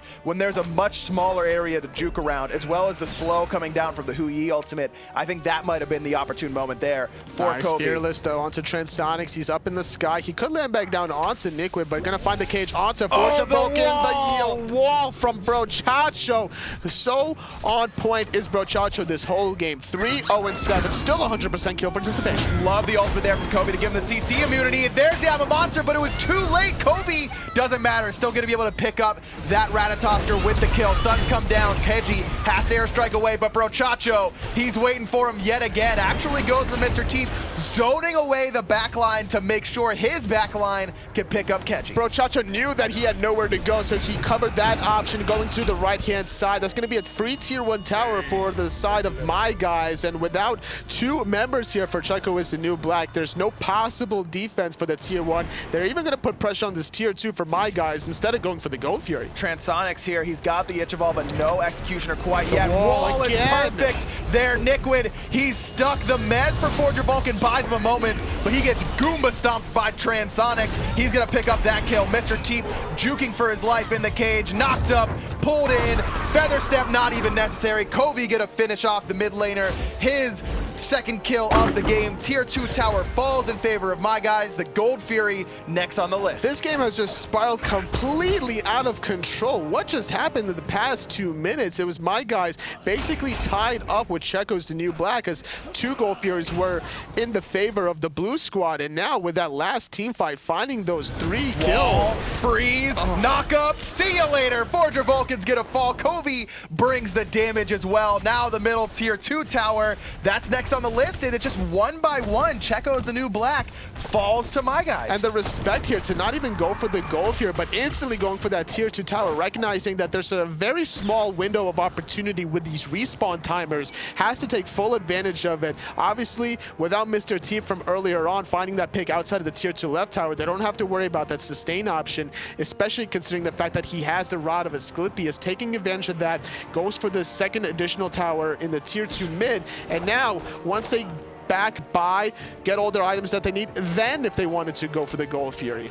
That's exactly right, and just making it easier for those later game pushes as well. You're taking another objective off the map so that you don't have to worry about it after you get something like a Fire Giant. That's exactly what My Guys is looking for right now. They're up 15-4 in kills, right around 6,000 gold in the lead as well as a big experience lead. 8,000 experience. They find Nick for with My the Guys. root, the crush. He's going to try to heal up a little bit. The Lawbringer doesn't matter. I'm a monster. Does connect this time around. The reset is good enough to absolutely destroy. And yet again, no escape possible for a Blast. 2 easy picks for My Guys. Brochacho this has been the support carry game. It really has. I mean, Kovi's looked great in these later stages of the game, as well as Transonics really coming online, but Brochacho just took the game into his own hands and said, our early game hasn't been great.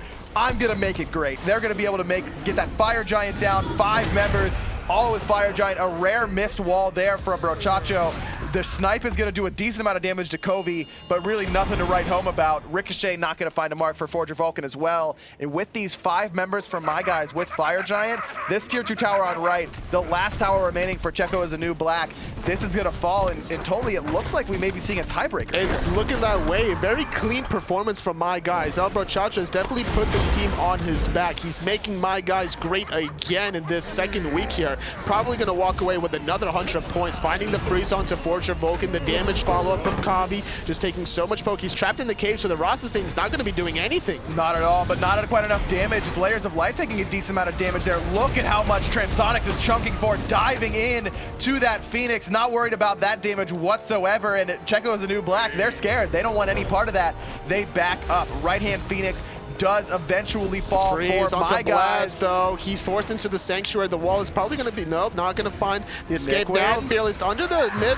Phoenix, not enough damage coming out of Mr. Team Snipe, though. No, not quite enough. Nickwood, he's gonna be very low. Still looking for 1 or 2 more auto attacks. There's the heal. I'm a Monster puts Keji at 1 HP, but he's gonna find an escape as well. Mr. Team does fall, as does Nickwood eventually, right? I keep calling that he's dead, and he just never dies. He keeps resurrecting himself. Oh, the ricochet from Transonics, finding the kill. They found the right side Phoenix. They're putting more pressure. They want to find Forger Vulcan. No escape for Forger Vulcan. They're going to find the middle Phoenix as well. That's going to be sorry, no, Keji is still alive. I thought that was a deicide for a split second. So close there. I can just hear Brochacho in my head right now, still saying, where are you going, Papo? Where are you going, Papo? Transonics gonna find the ricochet on the back wall to kill Keji. There's the deicide you were mentioning, Toli. My Guys, they're going to take game 2 in convincing fashion, 22-4. They are your #1 team coming out of the open bracket. #1, back-to-back weeks. Great job from them. They're going to walk away with 200 points. They're going to find themselves in the relegations where they will meet Elevate, they will meet Kingdom, but now it's up to it's a battle of the Checos. Who's going to join them? Who is going to join My Guys in the relegations along with Elevate and Kingdom, like you mentioned? We're going to have to go to a tiebreaker to figure it out, but first, we got to take a look at my man, Brochacho. Let's go to the replay. He was on point all game with this Ymir, just wall after wall. It started off early on this Ymir. Even at level 1, he was smacking people with that club. He actually found the carpet onto Blessed early on, and then those 2 in-hands on the walls have just been on point, non-stop action, setting up so many kills. CC immunity. It just seemed that, honestly, the draft coming out of Checo kind of hindered themselves against the Odin, against the Ymir. So they picked a raw into the Odin, which is not something you generally want to do. Pick a god that doesn't have a natural escape against the Odin, and on top of that, negates your heal. And on top of this, we didn't even see the Phantom being used at all. No, it would have come in big there because the walls from Ymir were also incredibly impactful from Brochacho. Wolves had a great game on that Odin as well. Like we mentioned, he just seems to continually go back to this pick early on in the draft. He doesn't care if you're picking against it or counter-picking himself or whatever. He's still going to play this Odin in the solo lane. And like you mentioned during the draft, Toli, if it ain't broke, don't fix it. And this is a god that Wolves is very comfortable with. Now, this is, keep in mind, still Wolves playing Odin. This is not Wolves' full draft. He can still play the Loki whenever he wants to. There's so many different strategies that Wolves and My Guys can easily pull out whenever necessary. And remember that his tier is also top tier. How you doing? We're going to go to a tiebreaker right now. Like you mentioned, a battle of the Checos. We're going to go to a quick break, but who's going to join My Guys in the relegations? Just stick around and find out.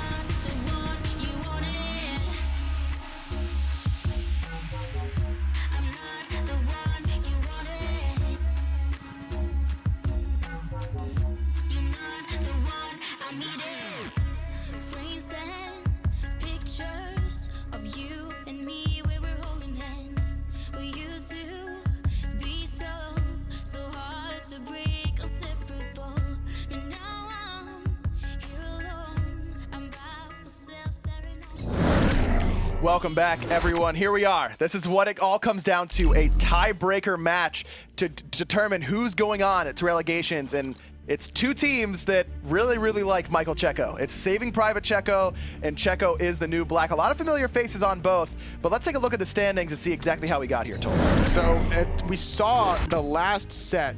It was my guys taking out Checo is the new black. They beat Saving Private Checo in week number 1, getting the first 100 points. So this time around, Saving Private Checo got 3rd place the second week, 2nd in the first week. Flip that around for Checo is the new black, and this is why we have this tiebreaker here in the last game of the day. Very, very close, and this is only the top 2 teams moving on to relegations to face off with my guys, as well as Elevate and Kingdom Esports whenever they do get that going.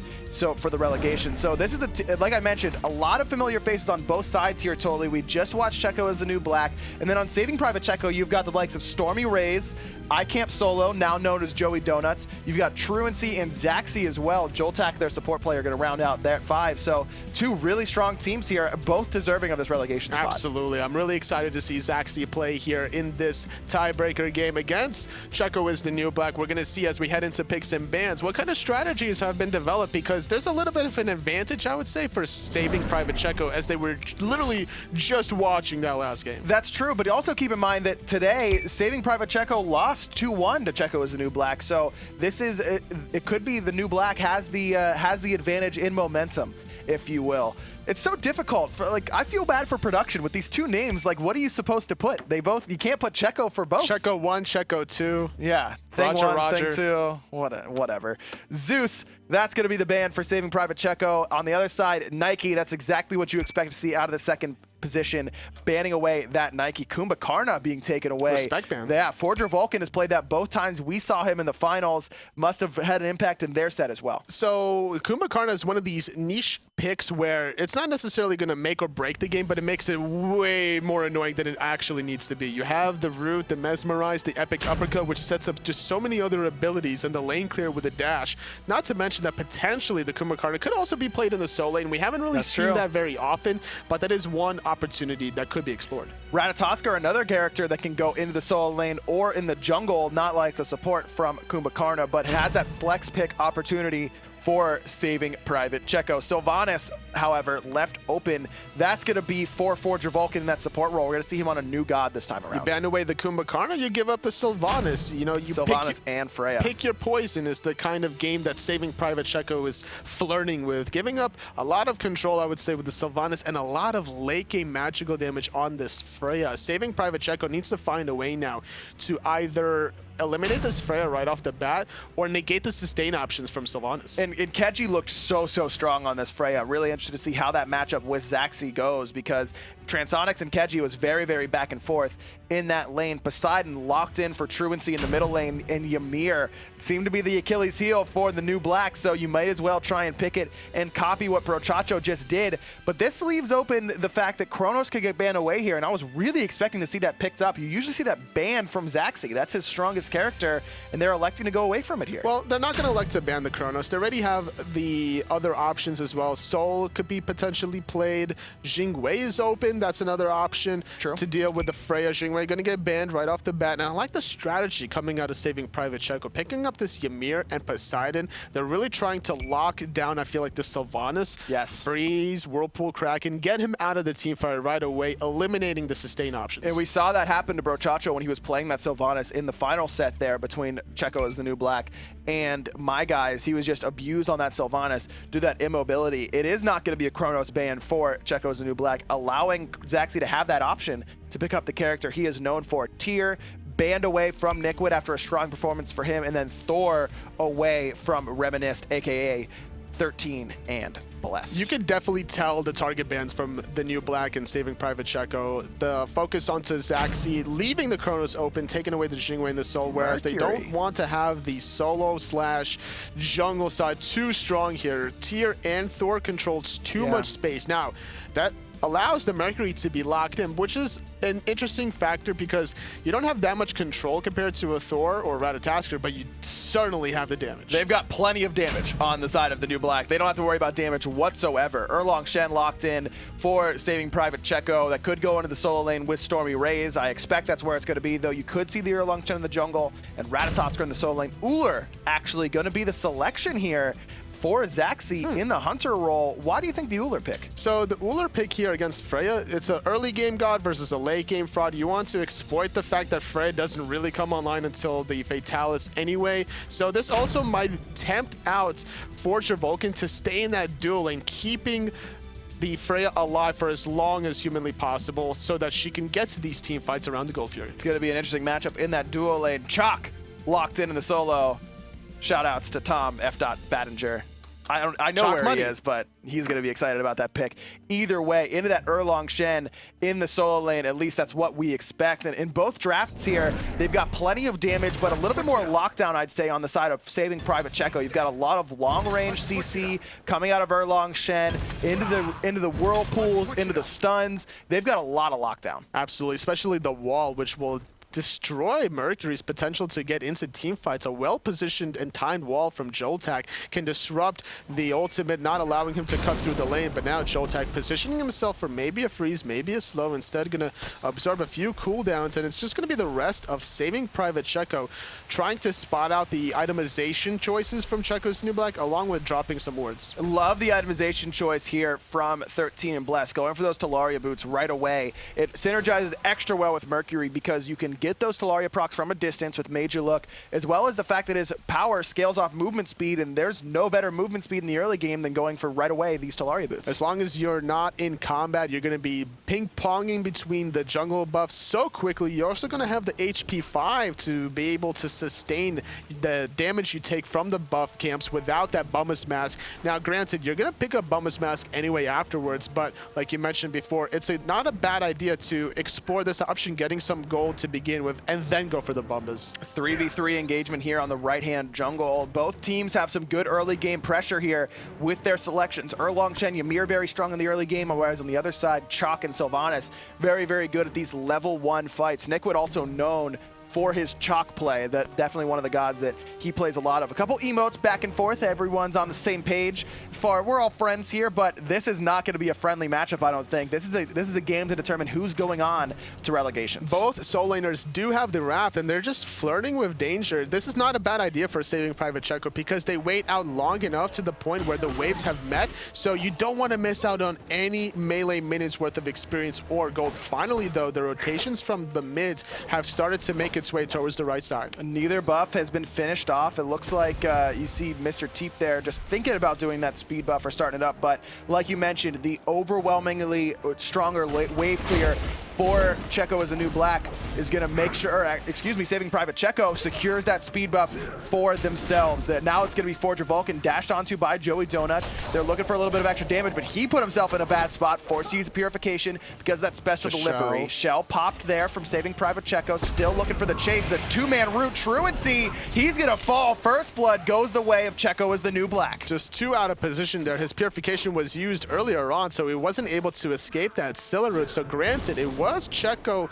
was Saving Private Checo that found this speed buff earlier on, but they sacrificed a huge pick there. It's never an easy thing to give up a level 3 Poseidon just for a speed buff this early on. Definitely not worth it. Truancy just not in the right position there, and so many relics used on the side of Saving Private Checo. You saw his purification be used earlier on, as well as the purification from Joey Donuts on this Ratatoskr jungle. That's going to mean that these roots into the pull from Forger Vulcan are going to be guaranteed. The knockups afterwards, plus the roots from Scylla, just a lot of long-range CC on the side of Checo as a new black as well. We talked about the lockdown for Saving Private Checo, but on the other side, the new black has plenty of their own. And that should allow, potentially, the Scylla to hit level 5 before the Poseidon off of that one pick. They're going to be able to find the experience necessary in those mid waves as long as he's going to be able to share it accordingly. And that I'm a monster can make a huge impact. The question is, who's going to pull the trigger first on which support? We see Joltak at level 2 with the Reinforced Greaves, level 3 Reinforced Greaves on the side of Forger Vulcan, though. But Forger Vulcan still has that shell available, whereas it's about another minute until the shell from Joltek is going to be back up off cooldown. On the left-hand side, you see Zaxi doing exactly what the game plan is, pushing Freya underneath the tower here, actually zoning him from part of this wave, and that's why you see Forger Vulcan head on over. This is exactly what you were saying, Tolly. You expect to see Sylvanas in this lane, making sure Freya stays safe. Very risky build to go into the shoes of focus for this Freya right off the bat, especially against an Uller who is always going to be looking to poke you out. That doesn't give you many sustain options, considering you don't have enough gold left over to be able to get the health or mana pots you really need in that laning phase. And that's why you see that heal coming in from Forger Vulcan, but even still, Keji forced to back. Up into the sky goes Joey Donuts, looking for something in the middle lane. Doesn't find it, so he comes right back down. No engagement there, but the engagement's going to happen. It looks like potentially 13 and Bless was looking for it, but only level 3. Not trying to be aggressive when he's that low of a level. 2 levels down from Joey Donut. Slightly mistimed ultimate from Joey Donut, thinking that the speed buff would respawn a little bit faster than it actually was. Normally speed buffs will respawn around 320 or so, is that when it respawns by the right-hand side. Without that ultimate, still going to make his way. Forcing out the ultimate from Chalk, they need to commit a little harder, and there's no rotations on the side of Checo's the new black. Oh, Nickwood actually plays himself there, comes back into lane. He was out, he was gone. No ultimate from Joey Donuts, meant that he could run away just fine. Instead, Torrent's back into the lane. Another kill, the first kill rather, for Saving Private Checo goes the way of Joey Donuts. Now the speed buff has respawned, and with that kill on the solo lane side, there's no worse time to fall than right before your buff spawn. And Zaxi, he's here to defend this Gold Fury from any sort of quick attempt from Checo's the new black, but they just don't have the damage, especially with 13 and Blessed being only level 4. Second speed buff being stripped away from this Mercury is going to hurt 13 and Blessed just ever so slightly again and again. He cannot afford to lose these speed buffs consecutively. Now, despite himself having the Traveler shoes to be able to have the mobility still, it would definitely help if he could catch the Ratatasker anytime out of position. So without the Soul Laner there to confirm the speed buff, without the Raft, that was an easy invade, taking a small objective after the pick. And this is what teams need to do to be able to start winning games, looking for the small plays after the already little ones. And you can see the 500 gold lead starting to develop in the jungle for Saving Private Checo. It's going to be Joey Donut up about 500 gold on 13 and Blessed. They do secure their own blue buff, do Checo's the new black, as well as those right-hand Harpies. Speed buff still waiting to respawn after the steal from Saving Private Checo, but a 3-man split on back Harpies. I feel like they need to allow 13 and Blessed to get a little bit more solo farm in these sort of scenarios. Especially it's considering it's a Mercury. Mercury needs to get to the mid to lake. It needs to be able to get his crit online to be able to start 2 to 3 shotting people. Cannot allow this Uller to continuously bully out Keiji here. We see there's about a 2-level or 1-level disparity right now. Fatalis still not finished for Keiji. So moving forward into the 6-minute mark, there's going to be more action in mid, though. Kraken gonna find Forger Vulcan. He's gonna fall. 2-man Sonic Boom finds a home, as well as a nice crouch from Mr. Teep. I'm a Monster gonna do a decent amount of damage to Joltek, but not quite enough. The support for Checo as the new black falls. Stormy Rays, he might be next on the list. That ultimate not gonna heal him in time. Mr. Teep responds. Support for solo laner. That's in favor of Checo as the new black. Absolutely. Stormy Ray's falling, surprisingly, considering he didn't use his ultimate right away once he got around that corner. There's a 4-second window between when you activate that ultimate and whenever you receive that healing. So everybody was able to blow their abilities onto that out-of-position soul laner. It was a well-timed disruption from Nickwood, finding that silence to prevent the escape as well. So everybody playing solidly as we head into the 7-minute mark here. Very even game. Zaxi again on this left-hand side is boxing out with Keji. You can see the rotation coming through the jungle. He's got to be careful of that, but it looks like it is just Forger Vulcan, just here to heal his Hunter player. This is exactly what you want Zaxi to do with this matchup. He hasn't found the solo kill quite yet, but he has been bullying Keji consistently, and because of his superior lane clear, he's also up about 300 gold. That's all he needs to do to be able to get an experienced lead. He has to share the farm, the Freya, with the Sylvanas because he needs the sustain options. Just now finishing off the Fatalis, Zaxi still going to be looking to make some bully options with this Uller, surprisingly electing to go for Warrior Tabby before the Transcendence. So not going to have the MP5 that he really wants quite yet, and he might have missed an opportunity potentially to continuously find those hail of arrows for poke. And right now, 7.5 minutes in, 2-2 read the kills, basically even in all aspects of this game. So this is a one game, this is a best of one. Yes. One game only to determine who's going on to these relegations. So any mistake could prove fatal. I mean, this could be the start of a great spring split for one of these teams, or a long wait until they can get back into the SCL. We saw one Challenger Cup team from last split move on to the World Championships. That was Aware Gaming. They came out of the Challenger Cup, made it all the way to the top 4 last year. So these teams, they know what's at stake here. You never know. There could be another Cinderella story for one of these Checo squads. As we see here, the speed buff is going to be taken yet again from Joey Donut. That's the 3rd speed buff that was stripped away from 13 and Blessed yet again. That's so problematic here because he's only level 8 at this point, whereas level 10 on the side of the Ratatasker. And we checked in earlier, it was a 500 gold lead. Now it's extended up to about 600 in that jungle. Overall, the gold difference not very big one way or the other. 300, not a big deal whatsoever. On the right-hand side, not a big deal for Nikwit. He's got a bunch of protections and a bunch of help coming in. 2-man Sonic Boom, but 13 and Blessed not able to find the special delivery afterward. Just a little bit too far. It's one of the harder parts about playing Mercury is getting that spacing on Sonic Boom correct. The timing of the Sonic Boom was just perfect, but because of that timing, the distance was just a little bit too much. He did force out the purification from the Ratatasker, so overall successful gank. It also alleviates a lot of pressure from the Chalk to still free farm and not have to take those boxing scenarios against Erlang Shen. This is why Chalk was even picked in the first place. You can clear very safely from far away. You don't have to be in melee range as Stormy Rays does, where if he wants to use his Death's Toll to be able to proc multiple hits, get more sustain with those AoE in-hands. And Nikwit's going to have to be the one sitting on this Poseidon as they transition into the mid-game. Whenever those rotations start happening, you can see the Cripple's going to do work against multiple members of Checo as the new Black. It's going to hurt the Scylla, it's going to hurt the Mercury, as well as the Slow, going to hurt on that Sylvanas. Stormy Ray's taking a bit of hurt on this right-hand side. Wrath. Uses the Wrath to make sure that Axe wasn't coming to pick up that solo kill. That Wrath could have also been delayed a little bit further just to bait out Nikwit into that tier 1 tower, potentially even finding a return kill, but instead rather taking that risk, playing it super safe. Blocks off 2 there, Forger Vulcan. He's going to eat the Kraken. Perfect wall there from Joltak, and he's rewarded with the kill. His first of the game. 1-0-1 for the support Ymir. Truancy again, the pathing, a little bit suspect in the middle lane. Almost gets the solo kill there, does Mr. Teep.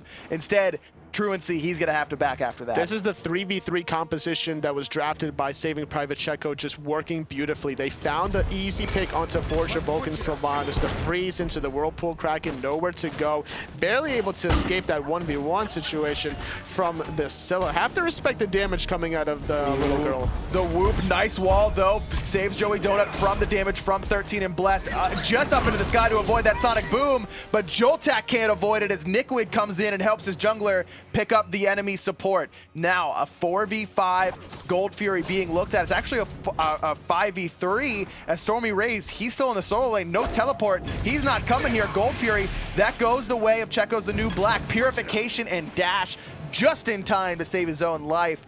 Very, very close there for 13 and Blessed. Surprised that Checo is the new Black. Took so long to be able to start that Gold here compared to the last 2 games. And now Joey Donut out of position. Nikwit making the kill with the Axe, finding another one for himself. Just doing a great job with the rotation. Granted, he sacrificed a tier 1 tower for this play, but not only did he find the kill, he helped his team secure that oh so important 11-minute Gold Fury. Zaxi and Keji fighting on this left-hand side. You can see the boxing potential there. Zaxi still has the jump, baits out the Valkyrie's discretion, and he's out of there. Had both relics available as well, whereas Keji, he didn't have his beads. Going back to that Gold Fury engagement, Tully, Truancy gets poked out in the middle lane, forced to back, and then the red buff invade happens for Saving Private Checo, and that's kind of where it all fell apart. Do you think that that red buff invade was the right call in that situation? I think that they wanted to play it so safe that they weren't even considering the fact that by putting themselves that far out of position that they're exposing themselves upon the goal here. Truancy, like you mentioned, just took too much poke earlier on from Scylla and didn't respect the fact that he could have even died from Mama Monster had that connected. So that was a great play overall from Checo as the new black. Now, granted, it was a little bit of a slower goal here than the last 2 games, going from 7 minutes to 11 minutes, but it's a step in the right direction. They're now able to really stabilize in this game despite how far behind this Mercury and Sylvanas is. I mean, in the later stage of the game, I think the draft heavily goes in Checo's the new black's favor. I mean, a lot of the pressure that you see for Saving Private Checo right now is in the early game. It's Zaxi on this Uller, it's Ymir in the support, and meanwhile, Zaxi not able to find that damage there, but the knockup is good. Keji, he's gonna fall here, 2v1. Joey Donuts, the well-timed ganks, as well as the extra damage coming in from Zaxi. And Zaxi's, in my mind, has played this lane very, very well. And now Stormy Rays making a rotation in the mid lane, finding themselves in a position to maybe start sieging, finding the pull into the knockup. I'm a monster trying to connect onto Jotech, but not pulling the trigger. What is going on? Mr. Teeps just got to trust that that CC is going to last long enough and understand that he can position that I'm a monster well. That was the perfect play there from Forger Vulcan. Not a perfect play on the left-hand side as 13 and Blessed just eats an axe. Blessed went in just to be able to mage you look on the archers, trying to find a little bit of farm, making sure that there's going to be less minions to tank that tower, to save the tier 1 tower, but didn't respect the fact that he was going to get multi-stunned. He didn't even dash away from danger. Zaxi is huge right now, level 15, top of the game in terms of net worth, getting the red buff now. He's got a ton of power as well with this Transcendence, almost fully stacked, sitting at 47 right now on that Transcendence. So plenty of mana, plenty of MP5, able to use those skills like you were talking about earlier, and just the overall base damage so strong at this stage in particular for Uller. And the player damage on his side, third in the game. The first one is going to be Joey Donut on this Red Tasker, who's just been all over the place, sitting at 2, 1, and 2, almost 100% kill participation.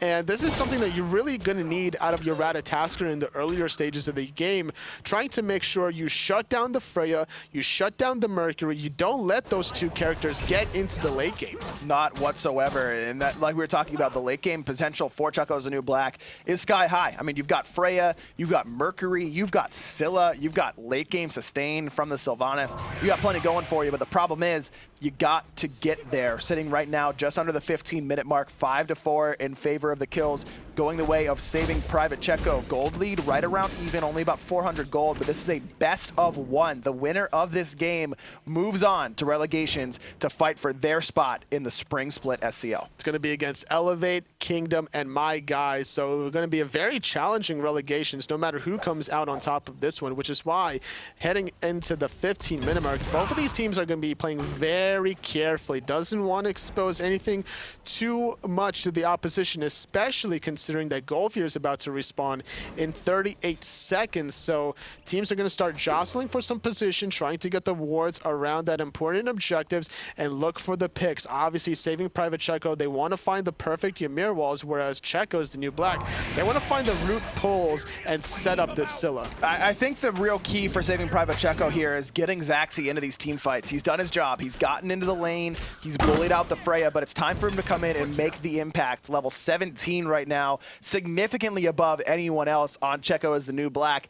He's got to come into these fights and try and make a push in the middle lane. 3 levels ahead of his opposition. He has the Aussie complete after the Transcendence, so he's going to have a little bit of lifesteal and the attack speed, especially if he's going to stay in that axe stance, which is going to give him even more additional life stance. So if there's ever an opportunity for Nikwid to chase him into that back line, that double sustain is going to keep Zaxi topped off whenever necessary. This is the perfect time. Gold Fury has respawned. Axe on point onto Forger Vulcan, a little bit of poke, but due to the wisps, that's not going to be completely relevant. On the right-hand side, you can see Stormy Rays already started to make that rotation over. Keji here, Keji's going to do the damage to Joey Donuts. The perfectly timed ultimate gets him out of the freeze, but the dash is good to make sure Joey Donuts is safe for now. You can see that even when Freya's down, she's never out, always bringing those damage. The team fight, the little 1v1 boxing skirmish actually just turned on its head there. The Pulsey Radiate combination, even though there's a level disparity between the 2 hunters, if you're a squishy Ratatasker,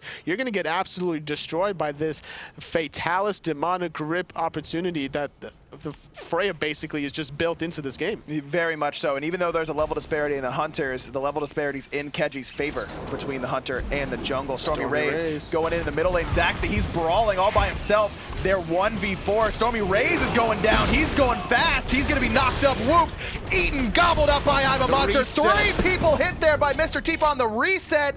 Joltak's going to fall as well. 2 for 0 in favor of Checo as the new black. And they've got plenty of sustain to keep up healthy in this fight. That's their win game condition. It's just set up the I'm a Monsters, get the resets for Mr. Teep. He found a triple hit on his second strike, and that's what allowed them to find those 2 picks, find the tier 1 tower, now starting to rotate for this goal here. They were behind a little bit of experience, but after this team fight, now they're going to start being in the lead. Mr. Teep, he's 4-0 right now. He's got 2/3 of the kills for Checo as the new black and has been positioning extremely well all game, and it finally pays off for the mid laner. Now 1,600 gold in the lead. The 17-minute Gold Fury, second of the game, goes to Checo is the new black. And this is concerning because we've been talking about it this whole time, Toli. The late game prowess of this composition is incredibly high. And if you're down at this stage, it's going to be very, very difficult to survive as they get more and more items going. There's Freya,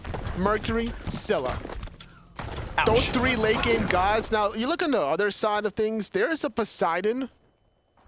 Sure. And that's it. I guess, Sure. like, yeah, Ratatasker can still do a lot, but it makes it a lot more difficult to be able to dive that backline whenever you're dealing with those 3 hyper carries on the side of Checo is the new black. So it's all about setting up these mid laners. Truancy needs to get the perfect Krakens, and Mr. Teep needs to get the perfect I'm a Monsters. Interesting to see what build Zaxi is going to go for here on this Ullr. We could see him try and be that late game monster. He could go into the traditional Hunter sort of build, but with the Transcendence and Aussie, you really expect him to go for a more penetration style, trying to get the damage abilities to really be the bulk of his damage. Considering the fact that it's a relatively squishy front line, it's only a Chalk and a Sylvanas in the front line. It's going to be a very squishy Mercury, so you don't really have to go for chin size here. More than likely going to be that Executioner, granting more attack speed, but now left-hand side, it's actually going to get pulled under the wall. He doesn't have any relics at all. Whooped. He's going to, try to get over the wall, but just couldn't do it. 13 and Blessed, able to pick up his first kill of the game, courtesy of a big crit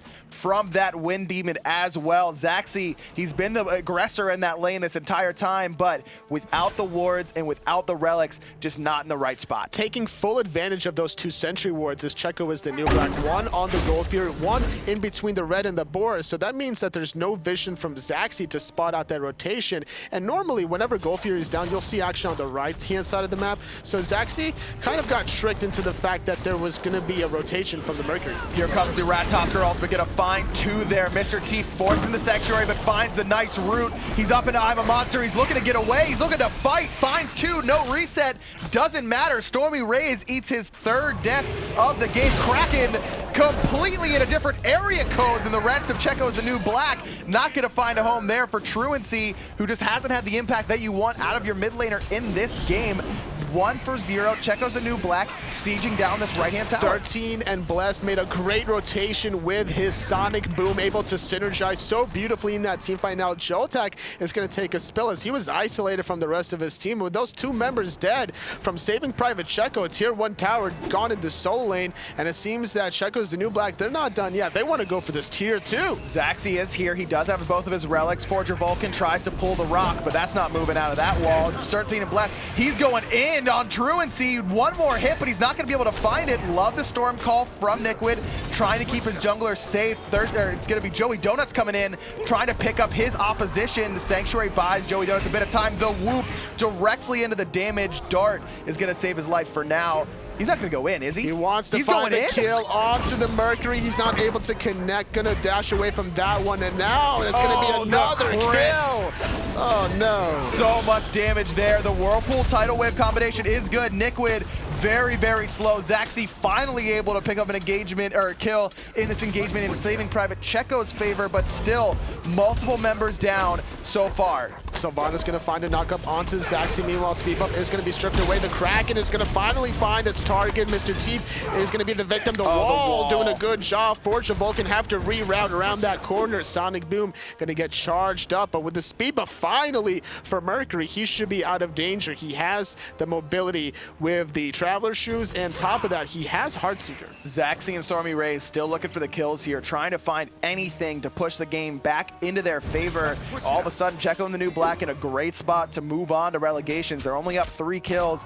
They're up a significant amount of gold, right around 5,000 overall for them, 4,500 basically. The experience difference still not big, but the gold lead is where it's at. And it's only going to get worse and worse as the Lakin combines. Zaxi going to get pulled in, but it's actually Kechi that's in a little bit of trouble. Sonic Boom going to find 2 targets around the corner. Truancy nowhere to go. Joltek took a very risky route trying to go through that mid-tier 1 tower, thinking that everybody from Checo's the New Black was going to retreat. Stormy Rays, he's going to try and back up there. Keji's going to be the one to back up. He's going to fall. Joey Donuts finds the kill. Storm Call finishes off the enemy jungler. 1 for 1 so far. 2 for 1 actually in favor of Checo as the New Black. And Truancy again just gets baited into that sort of narrow corridor. And it's been in the late game. 13 and Blessed did not have a good start to this game. No, totally. not at all. But not at all. In the late game, he's doing exactly what he needs to do. Finding the damage with those crits from a distance with Major Look, as well as getting into the face of the enemy. Just well-timed Sonic Booms from 13 and Blessed. He's positioned himself so far the last 2 engagements around that tier 1 solo tower, saving Mr. Teep's life in the process, waiting yet again. That was actually Kechi that was in trouble in that last engagement, finding the dissection between that speed buff into that right side mid-harpies right above it. And this is something you really need out of your jungler. We even saw the fact that the Ratatasker was so aggressive, wanting to find the return kill, sacrificing his own life in the process. You have to be making these aggressive plays, but they have to be calculated. Like, if you're going to give up your own life in the process, you need to get something in return. And there's just been not enough objective push on the side of Saving Private Checo, despite having that Uller that was pretty far ahead in the early mid game. They didn't find any Gold Furies. Both have gone the way of Saving Private Checo. I don't think they've gotten a whole lot of towers as well, so you can see that the overall objective game has been stronger from Saving Private Checo, or excuse me, Checo as the New Black. It's been a Checo either way. It's just a Checo day. It's all Checo all the time right here, and we can get right back into the game after this pause. Gold Fury was being started up when we left off by Zaxi, and it is going to go their way. So as I was saying, their objective game hasn't been strong. Saving Private Checo, make me eat my words a little bit. Getting the Gold Fury in their favor, pushing that gold lead below 3,000. Without Keji being alive, there was a very easy opportunity for Zaxi, especially with the red buff as a level 20 Uller, to find a little bit of a downtime in this game, as Fire Giant is definitely an easy point of contention heading into the 24-minute mark, squeezing in the first gold fear of the game for Saving Private Checo. And it was at a good time too. They needed to have something go in their favor, and that's exactly what they got. 12-8, read the kills for Checo as the New Black. If you're just joining us, this is a best-of-1 tiebreaker for relegations coming out of the open bracket. Remember, North America's open bracket is now done. They only had 2 weeks. Europe, they've still got 3 weeks remaining, but this is it. This is the game to determine who's going to be the team joining my guys out of the open brackets in North America. And what better 2 teams in this tiebreaker than Saving Private Checo against Checo is the New Black? It's going to be, who is the better Checo? Who's the better Checo? And I wonder what Checo thinks when he just hears his name being called all the time. You know, it's like, man, I really want to get my name called in these broadcasts. And he got it. He's not playing right now, but he got it. Now, going to find a double stun onto Nick. We're taking a lot of poke, having to go into his own ultimate. Sonic Boom going to cut and dissect through it, but now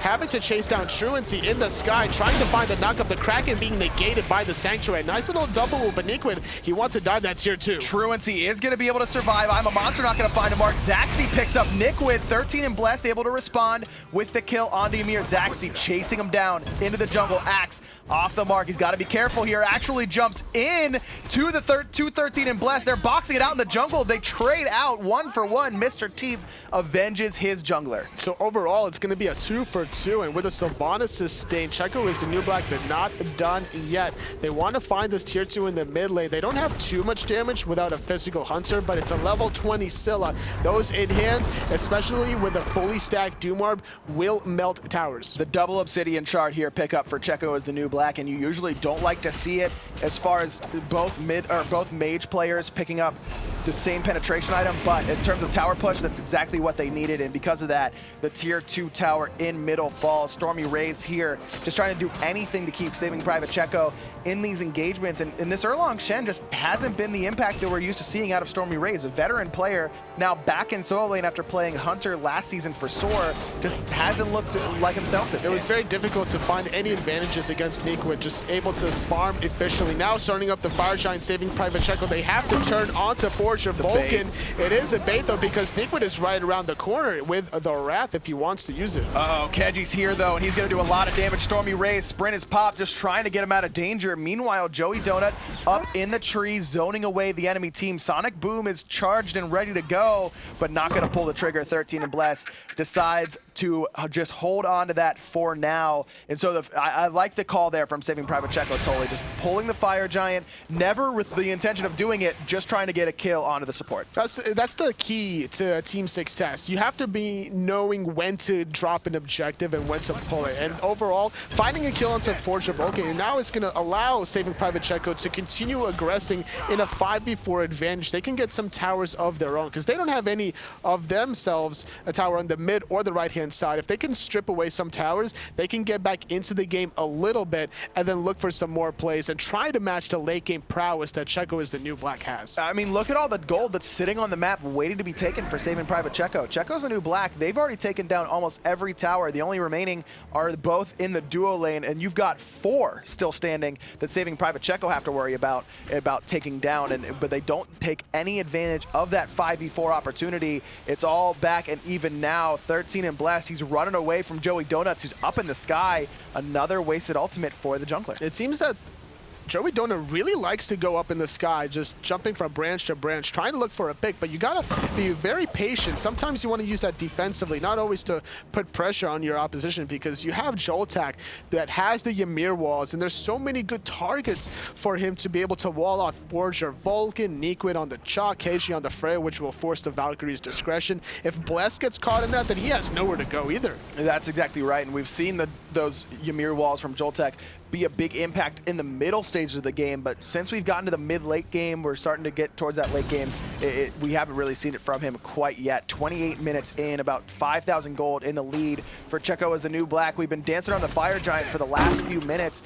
and nothing's really happening right now. Gold Fury is about to respawn on the left side, so we could see a little bit of a skirmish over that, Tolly. That could definitely be the case. We saw Zaxi sneaking away a Gold Fury with a red buff earlier on, and this could be a similar story, especially considering with how much action has been on the right-hand side. But if you're on the left side getting the Gold Fury and you're leaving Keishi to stay in this team fight as a Freya at level 20, that's not something you really want to happen. No, not at all, but you could see a very distinct lack of ward coverage on the left-hand side, so we could see Zaxi trying to go over there and sneak it away, and that's one of the advantages that Saving Private Checo have, is that Checo's the new Black don't really have that option to sneak it away. Freya can do a lot of damage to an objective, but she doesn't have that ability to pull and solo an objective quite like a Hunter does. Definitely not the same amount of lifesteal as the Uller has at this point. Right. Sitting in the Axe stance, sitting with the Aussie gives him so much sustain. Definitely has the burst, but after the Gold Fury is done, she'll be sitting at about 50% health or so, and if she's getting caught out of position,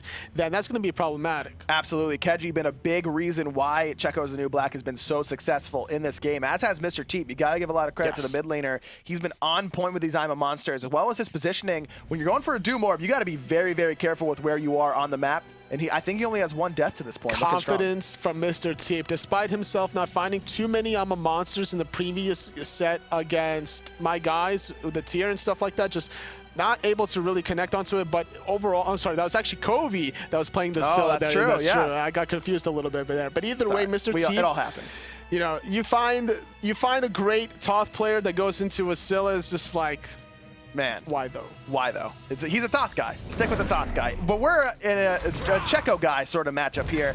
Saving Private Checo versus Checo as the new Black. 28 minutes in, almost to that 29-minute mark. Like we mentioned, Gold Fury has respawned, but the dance continues on this right-hand side. Ward coverage looks like it favors Checo as the new Black. Forger Vulcan gonna use the ultimate, finds 2 with a knock-up. Joey Donuts forced Sanctuary right away. I'm a Monster, not gonna be able to find it. It's Joey Donuts here, looking for anything for Mr. Teep, not gonna find it. To pull back onto Stormy Rays, no follow-up. Every cooldown was used. Taking a lot of poke was Forge of Vulcan. Now Niquid gonna disrupt and force the Sanctuary out of Zaxi. Sitting in the Axe stance, wants to get some lifesteal, but doesn't want to get too close to the action. Sonic Boom going into the backline. Zaxi has to run away as the Ratatasker lands on down. Joey Donuts has that ultimate again, and he's coming crashing down. Kraken gonna find 2, but not enough to secure a kill quite yet. Keji He's playing the frontliner right now on that Freya, but it doesn't matter. Just able to zone away with damage. I think almost every ultimate was used there, totally, but no kills yet. Bless out of position, taking the blue buff this late in the game. Not worth it, but he bought enough time and baited himself out because it's actually Joey Donut who's in a little bit of trouble. Maybe one more axe could find the kill. It's not going to connect. Truancy helping out his teammate there,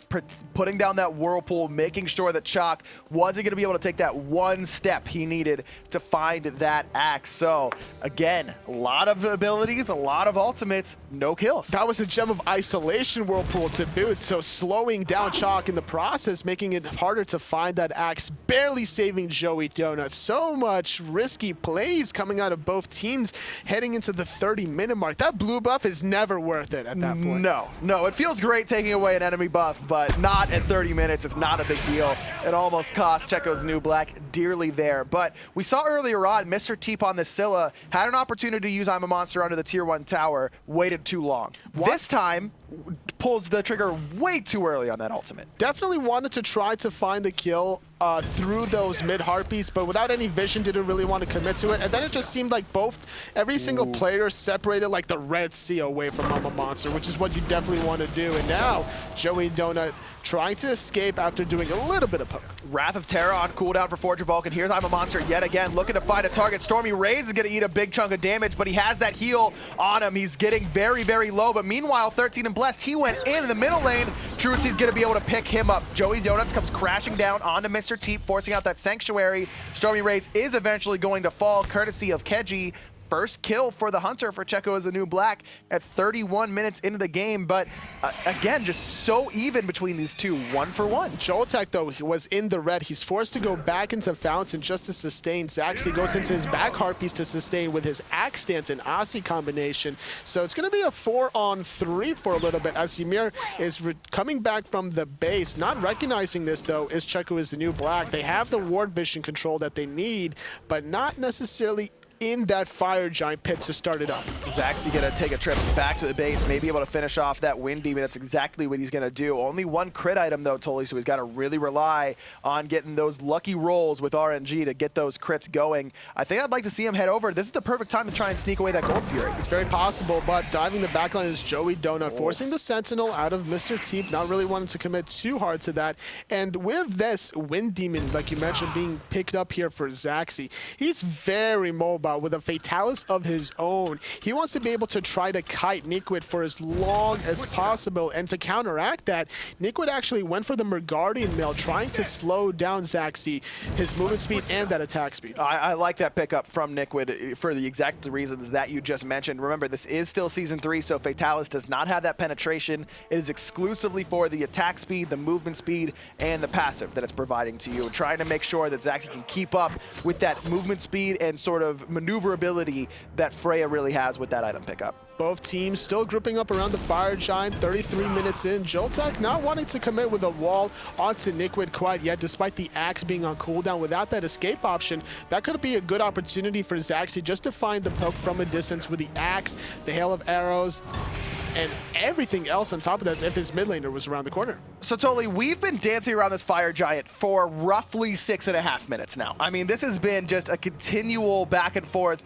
of poke, of ultimates, of whatever, with very few kills. What do you do in this situation? What's it like when you've been staring at the opposition at the same part of the map for the last 6+ minutes? Well, we see Joey Donuts on the left-hand side. He's trying to split push that tier 2 tower, which is a good opportunity for him to maybe get some more gold under his team's pocket. But if he's that far out of position, that's going to make it so much easier for the New Black to be able to start the Fire Giant in a 5-on-4, or at least bait it out long enough to get an early pick. So that way, even if Joey Donut makes that rotation, it's going to be too late.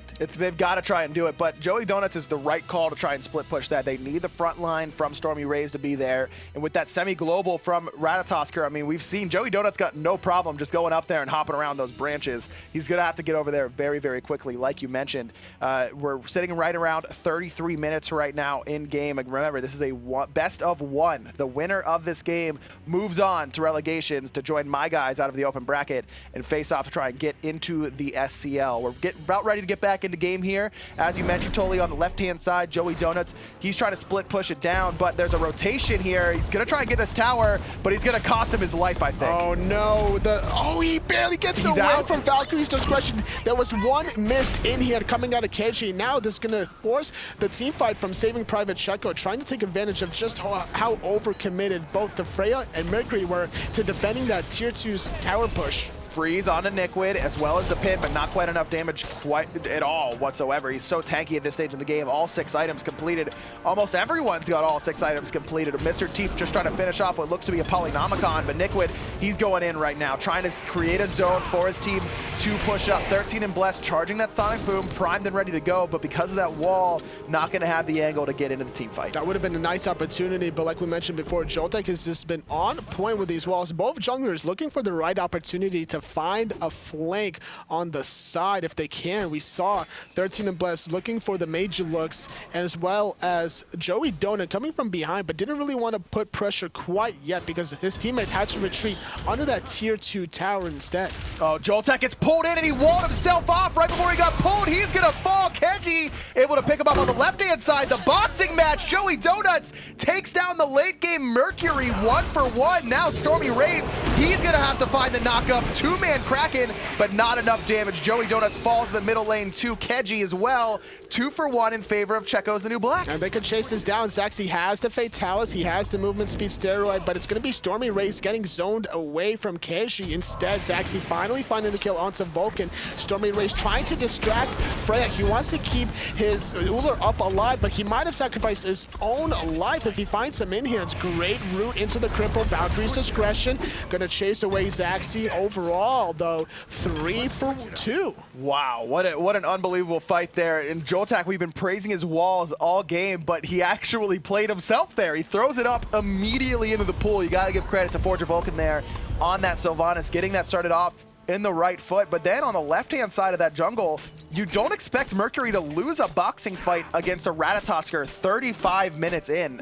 How does that happen? It just didn't seem that the respect was there. The Sanctuary wasn't used from Mercury to be able to survive, and neither Relic was even used on the side of Joey Donut. He knew he had the damage. He found the stun necessary. The difference of the purification leads me to believe that that wasn't even available during that stun. So that is a huge advantage, especially considering the fact that there is a little bit of physical defense on the side of Ratatosker. You're looking at the Mercury build. He's pure offense. He does have the penetration, though, to punch through that Void Shield, as well as the extra protections from that cloak getting started off. But Joey Donut just making a play. That's what you got to do when you're in a best-of-1 sort of scenario. You just got to be a playmaker and try and make it happen. Now it's 13 and Blessed, trying to be the split pusher on the left-hand side, taking a page out of Joey Donut's book, but he's here, and after you lose that last 1v1, I don't know if he's going to want to take another. No, not at all, but it's going to be a 4-on-4 around the Fire Giant. Nice little wall. Going to find the freeze onto Forge Vulcan. A little bit of poke. It's going to get negated once those wisps come out. Not going to be too big of an issue. The rest of the teams, though, trying to jog for position. We see the rotation in the mid lane, though. Mercury is in position to look for the Sonic Boom underneath, whereas the Ratatosker back to base, so he's going to be looking for a global of his own. Joltek, he's in a weird spot, but Niquid, he's going to get pulled in from that Gem of Isolation Whirlpool Truancy. He's got that Rod of Tahuti completed. Last fight, he did not. Only the Lost Artifacts. That's a big power spike for him in that middle lane. Lots of damage onto Stormy Rays, forces out the heal ultimate, but it is going to save his life for now. No taunt available from Stormy Rays. Gives a huge advantage for Checo is the new black, as the team fight's going to continue around the Fire Giant. Going to get pulled, and this time it's going to go down very quickly. Keshi, this is the late game form from Freya. This Fire Giant is gone. Finally, the Fire Giant gets taken 10 minutes after the dance started, but the fight isn't over quite yet. Storm Call on to Joltek. Joey Donuts, he's in the back line. Sonic Boom puts 13 and Blessed way out of here, but Zaxi gonna find Forger Vulcan. It's gonna be a 2-for-1 so far, but not done yet. The Fire Giant squad from Checo's the new black find a third one onto Joey Donut. Truancy makes the fourth victim. Only Zaxi left alive in the mid lane to hold off 4 members. This is not looking good for Saving Private Checo. This could be the game, Tolly. They don't have a lot of objective damage with the Freya, but as long as 13 and Blessed is there, they should be able to shred these Phoenixes very, very well with that Titan's Bane. But 13 and Bless is split pushing down the right-hand side. 2 different calls happening. And it's only Zaxi, though, trying to defend against 3, but now Mercury makes his rotation. Not going to find the pull, going to force out the jump, and now Niquid leading the charge, going to pull out the Titan one-on-one boxing match. Kenji puts Zaxi in his place, and this is going to be game. Checo is the new black. Congratulations to them. They're going to be moving on out of the open bracket. They're joining my guys, trying to make their name in the SEL in this spring split. It was a long game, Tully. It was a close game. It just takes one misstep, one time. That's all it took. Where Saving Private Checo is just a little too far back. Fire Giant gets melted, and it's all Checo's the new black. It was just a great pressure that they put. They were just pushing forward and forward past the blue buff, past the speed buff, and that gave enough of like a 5-second window for Freya to get off so much damage on that Fire Giant. And then from that point on, Mercury was in the action a little bit sooner than Ratatasker, and as a result, it was a relatively easy pick for Checo as the new black. They're going to be joining my guys, Elevate, and Kingdom in the relegations. Really excited to see what they can bring there. That was a very exciting game, and like we mentioned, that tiebreaker, best of one, it all came down to that, and it's going to be the likes of Mr. Teep, Forger Vulcan, Keji, 13 and Blessed, and Niquid moving on out of the open bracket in North America. And like I mentioned earlier on, remember, Europe, they've still got 3 weeks remaining of that open bracket, so they've got a little bit longer to go before they reach their relegation stage. We're going to see a lot of action out of Europe, but we're done now with North America. It's been quite a show, I would say, from both my guys and Checo's the new black. Very much so. You got to give a lot of shout outs to Checo's the new black. We've done that quite a bit so far this game. Do we have replays? We got to have some replays, we got right? Some replays from Mr. Teep, some Keji plays. We got a lot of plays. Got a lot of magical damage coming at you right now. We'll take a line with Mr. Teep first of all in the middle lane, and this is what we were talking about. Just in the middle game, his I'm a Monsters were so strong. He finds the reset and then hits 3 with that fight, and just so much damage coming out of this mid laner. There was a little bit of a lull in the action, that 10-minute sort of dance, but when it counted, Mr. Teep was there. And he was doing so well offensively and defensively, using both relics to survive the action. This is when the Sonic Boom made a huge impact, keeping Mr. Teep alive in these tower sieges. Just overall, Checo is the new black, playing so well together. Very much so, and as well as Keji, I mean, he had a quiet laning phase. Zaxi picked that Uller, trying to bully him out, and did so in the early game, but this is what we're talking about. In the late game, Freya, yeah, you kept me down in the early stages, but it doesn't matter. I'm going to do what I want, when I want, in the late game. You can't mess around with a late game Freya. Able to clean up Joey Donut there was so crucial to keeping the game alive, because if Joey Donut gets away there after picking off the Mercury, that could have been a Fire Giant for Saving Private Checo. Just look at the damage in the late game. That's after that Saving Private Checo had given up that Fire Giant and given up the game. Really, got to give shout outs to them. They played great. They came in second place week 1, third place this week, and then forced this tiebreaker. Very, very close. Excited to see what they can do moving on. Really, really exciting play from them. Great play overall from everybody today, and I think that's going to wrap it up for the North American side of things. Congratulations, my guys. Congratulations, Checo is the new black. See you guys in the relegations.